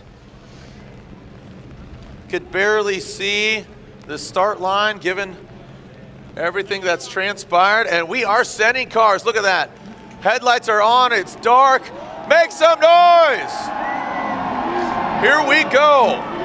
Again, James Deane, Simon Olsen. Olsen leads now coming down into the chute. Look at the puddles. This looks like a splash zone, not a drift zone. Going into that first outside zone. Here goes Simon Olsen spraying it, looking like a rooster tail, into the second outside zone. one of the wettest events we've seen in years. James Deane, the Flambe Ford Mustang, as Simon Olsen goes in that third outside zone. The Rooster Tail spray looking more like jet skis and boats that belong in the Long Beach water or the ocean around that final inside clip. Jacob, that was insane. Let's go. Let's go I'm gonna water ski behind that thing, dude. I'm down. I'm right there with you. Dude, we can skimboard, looking like Austin Keene out there, man. Look at this thing. All right, run it back. What do you think? All right, crazy conditions, basically hydroplaning everywhere. Both drivers showing their expertise in the wet. Simon Olsen keeping everything under control. James Deane going, you know what? Let's get through that rooster tail. Let's see what we can do. James Deane getting right in the pocket of Simon Olsen, basically pushing him around the track. Simon Olsen saying, let's go one more time. Hit that door. As we come into our touch and go, Simon Olsen doing a phenomenal job. James Deane finding the last bit of grip that's left on this track, diving in through that inside clip. Man, this is going to get wild. I have no idea how this is going to go. Yeah, this is insane. And again, Simon Olsen we saw his first run in the wet, and he just seems like he's done this millions of times, and we know James has. Again, we talked about him being from Ireland, but again, the wind is brisk. Obviously, the rain is wet and the track is flooded.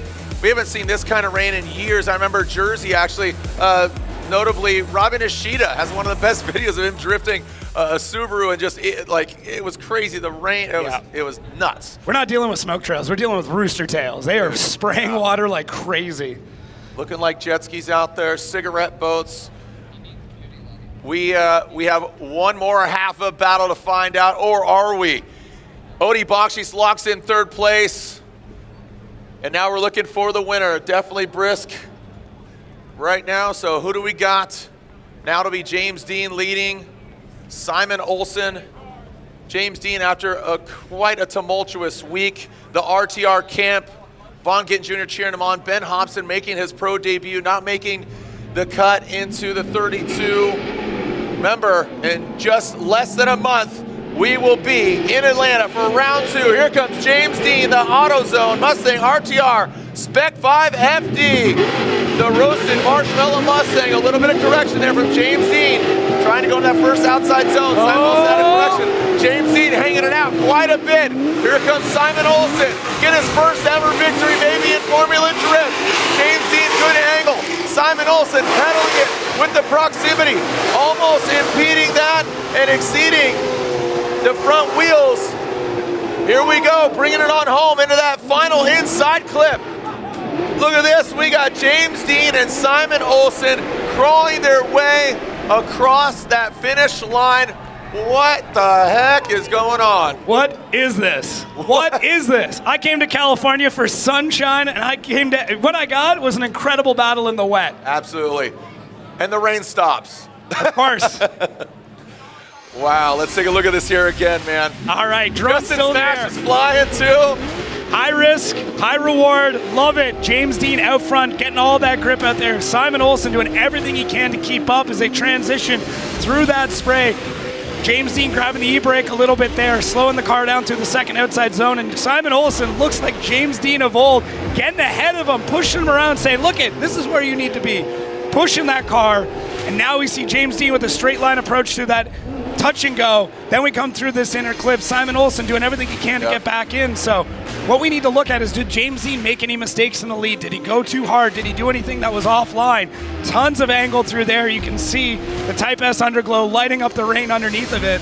And Simon Olsen pushing, waiting for James Deane to push ahead, to get going a little bit faster as he gets ahead of him just a little bit. And then James Deane filling all of outside zone 3 as they push through here. Man, I don't even care how slow it is. This is epic. I love these battles. Like, you can see, like Simon Olsen just chomping at the bit, wanting to get James to go faster. I've got more grip in this car than you do. Comes back to bite him a little bit, but wow. Yeah, got a little sketchy there on outside zone 3. You know, we'll see if we have a winner. We know Odi Bakchis locks in third, so field suspension, two carbon fiber trophies here in Long Beach. RTR is getting one as well. They, finished the champion. They got three in a row last year. They were on a tear collectively as a team, and obviously Chelsea took it all the way.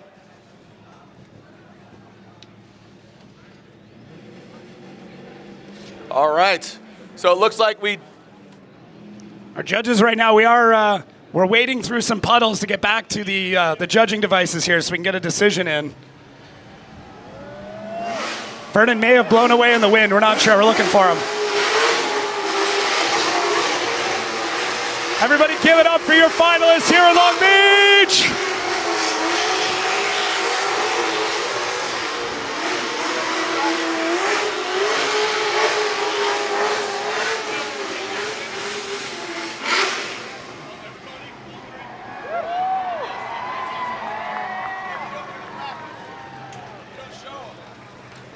Make some noise for him. 1, 2, and 3. Again, field suspension.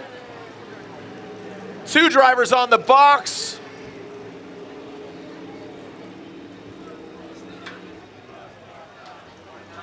We got fans screaming one more time. They don't want to go home. Make some noise. James Deane, Simon Olsen, here he comes. Odie Bakchis.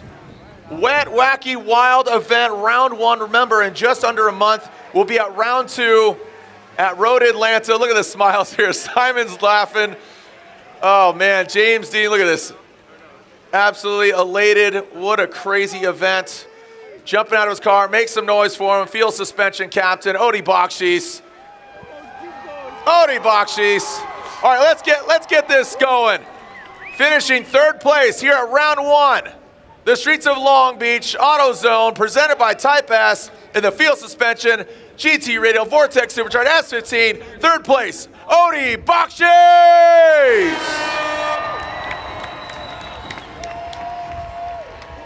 We have seen so much things going on. Remember, in just under a month, join us at round 2, Road Atlanta. Jacob, here we go. And our winner here at round 1, which started out as a dry event, is now rainy and windy. And your winner here at round 1, the streets of Long Beach, AutoZone, presented by Type S, is unanimously James the Machine Deane. James Deane, after being on fire on Tuesday and now in the rain, the flames are extinguished, RTR ready to rebuild, gets the win at round 1, and the points championship heats up after it literally heats up under the hood, now cooled down, and of course, second place, field suspension S14 from Norway. Make some noise, Simon Olsen! It was close. Oh, man. It was a close battle, Jacob, and again, just everything that gentleman has gone through this week, from October to now. There it is, Ben Hobson, his teammate cheering him on. Odie Bakchis says congratulations. Lorette Nickel, I'm not crying. No, that's just rain. Lorette, down to you with our winner. I think we're all a little teary-eyed. James Deane, what an incredible weekend. You immediately fell to the floor, the emotions just pouring out of you. How do you even encapsulate, how do you put this into words? I have no words. I don't think. Only probably my very close friends, my family, and Becky know how much this means to me. Oh, I can't believe it. Thank you to the team, my fans, my family, my partner, everyone, Thorne, the whole team that supported me, brought me back to FD. It was hard last year, but I was determined to come back, and no matter what came in our way this week, we overcame it. The team never gave up. I never gave up. We got Irish conditions, and we made the most of it. But that's probably the most emotional win since my last win in Long Beach was my first win in FD. So, oh my God. Woo! And James, let's talk about the tenacity of your team, because not only did you not give up, your team never gave up. They never gave up for 1 second. Ray Shelby, everyone that just, Andy, sleepless nights to get me back on track, never gave up. And it was looking so bleak when we were looking at this car on Tuesday evening, and it looked almost impossible. And you never give up, you never give up. I didn't give up, I tried my best to make everyone proud. The conditions were extremely hard, every single lap you did. it just felt different, and it was hard to be repeatable, but we did it. Ladies and gentlemen, congratulations, James Deane. You're a winner here in Long Beach with a very excited Robert coming in for a hug. Well, congratulations, Jacob. What an event. Just everything he's gone through. I kind of choked up there. Just, you know what these guys are going through. Traveling for one, then going up. You're pushed against the wall. Your car catches on fire.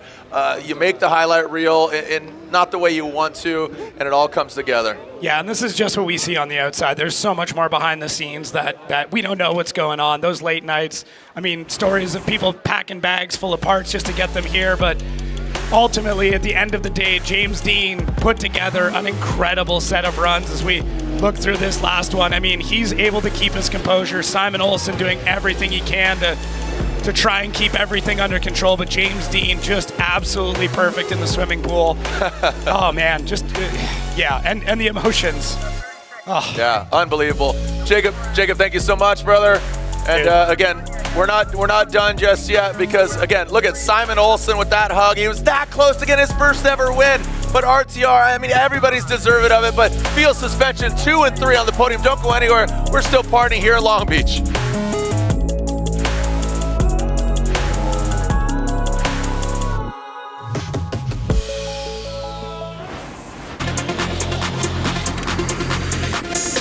In drifting, everything's a mental game. Boom! Perfect. You're not focused. You're off your game. Ryan Tuerck is back at he wants it.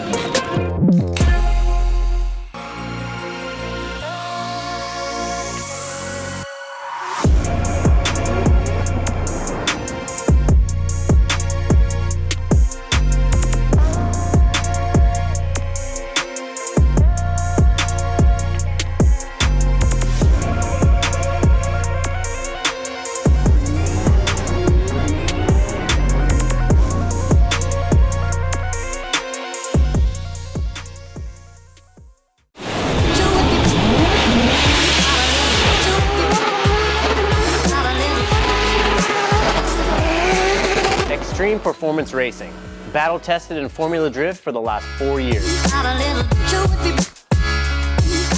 XPR contains Centerlook additive technology, ultimate Z DDP wear protection, and superior high temp performance.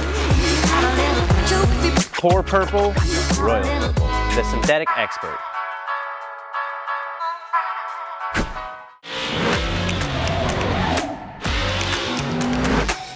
Drifting is not just a sport, it's culture, it's in our blood. It's a fine line that you have to walk. You have to be able to adapt on the fly and be able to drive on your instinct.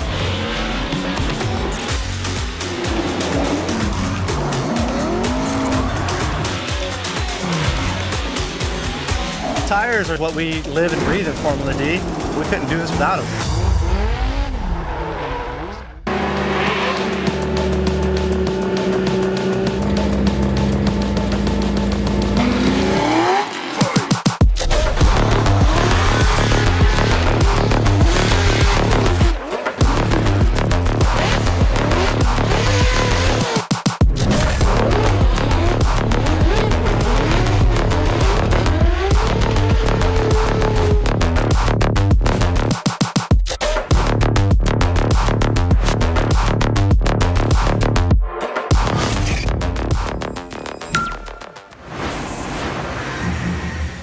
Formula Drift is brought to you by Kumho Tire and Fast Orange, the official hand cleaner of Formula Drift.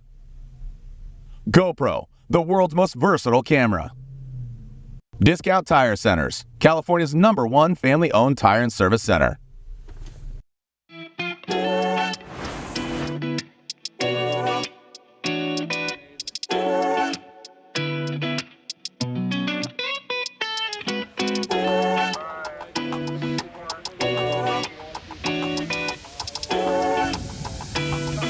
Wow, what an event here. You can see Team RTR still down there celebrating. It's cold, it's windy, but this gentleman was built for it. Obviously, James Machining puts it together. second place, Simon Olsen just a bit outside of getting his first ever win, but field suspension, throws a little extra sauce on it, and they get 2 and 3 overall at round 1. The AutoZone Streets of Long Beach presented by Type Fast, and here it is. The championship hunt is on, Jacob. James Deane leads the pack. Olsen, Odie, Gushi, Aasbo, look at that. Yeah. I mean, just shaking things up. RCP, Noback, Minowa, 14 years old. Matt Field finishes 9th, and Ryan Tuerck in 10th. Rounding it out, Forsberg, Taguchi, Hurst, Sorenson, and Thorne. I mean, what a collection. Yeah, no, it's great, especially to see Minowa. I mean, up at that point, it's awesome. I mean, we're hanging in there. What a great way to start the season. I'm bundled up as much as I can. You got the facial hair to keep your face warm. I got nothing, but man, what a weekend, man. Yeah. Vernon, Marin got thrown in. Reese Marin got thrown in. Egger and Robbie Nishida are still in it. Welcome up to the booth. What a way to start. Chris Ewell, as far as logistics. Ryan Sage, he's still shivering over here. And, overall, what an event. We saw all the elements from the fire. Oh, boy. From the fire on Tuesday to the rain here now, and talking about rain, the Irish rain. Yeah. Connor Shanahan, little thrown off, a little kerfuffled, but overall, what a crazy event. And there's still 7 rounds left to go. So join us at round 2. Anything else you want to add? Hopefully the round 2 is a little warmer. That's it. Well, Atlanta, anything can happen, and it usually does. So thank you so much to our crew. Thank you to all the drivers. Thank you to all the sponsors. Year 21, it begins now. And James Deane, the 3-time champion, leads the pack as we head from the streets of Long Beach to where the red dirt of Road Atlanta meets the asphalt of the iconic track where it all began in 2004. We're going to keep this party going that is called Formula Drift. On behalf of Lorette Nickel, Jacob Gettins, I'm Jared Dienda. We'll see you guys at round 2 of the Formula Drift Pro Championship at Road Atlanta. We'll see you online, and we'll see you another time. Send it.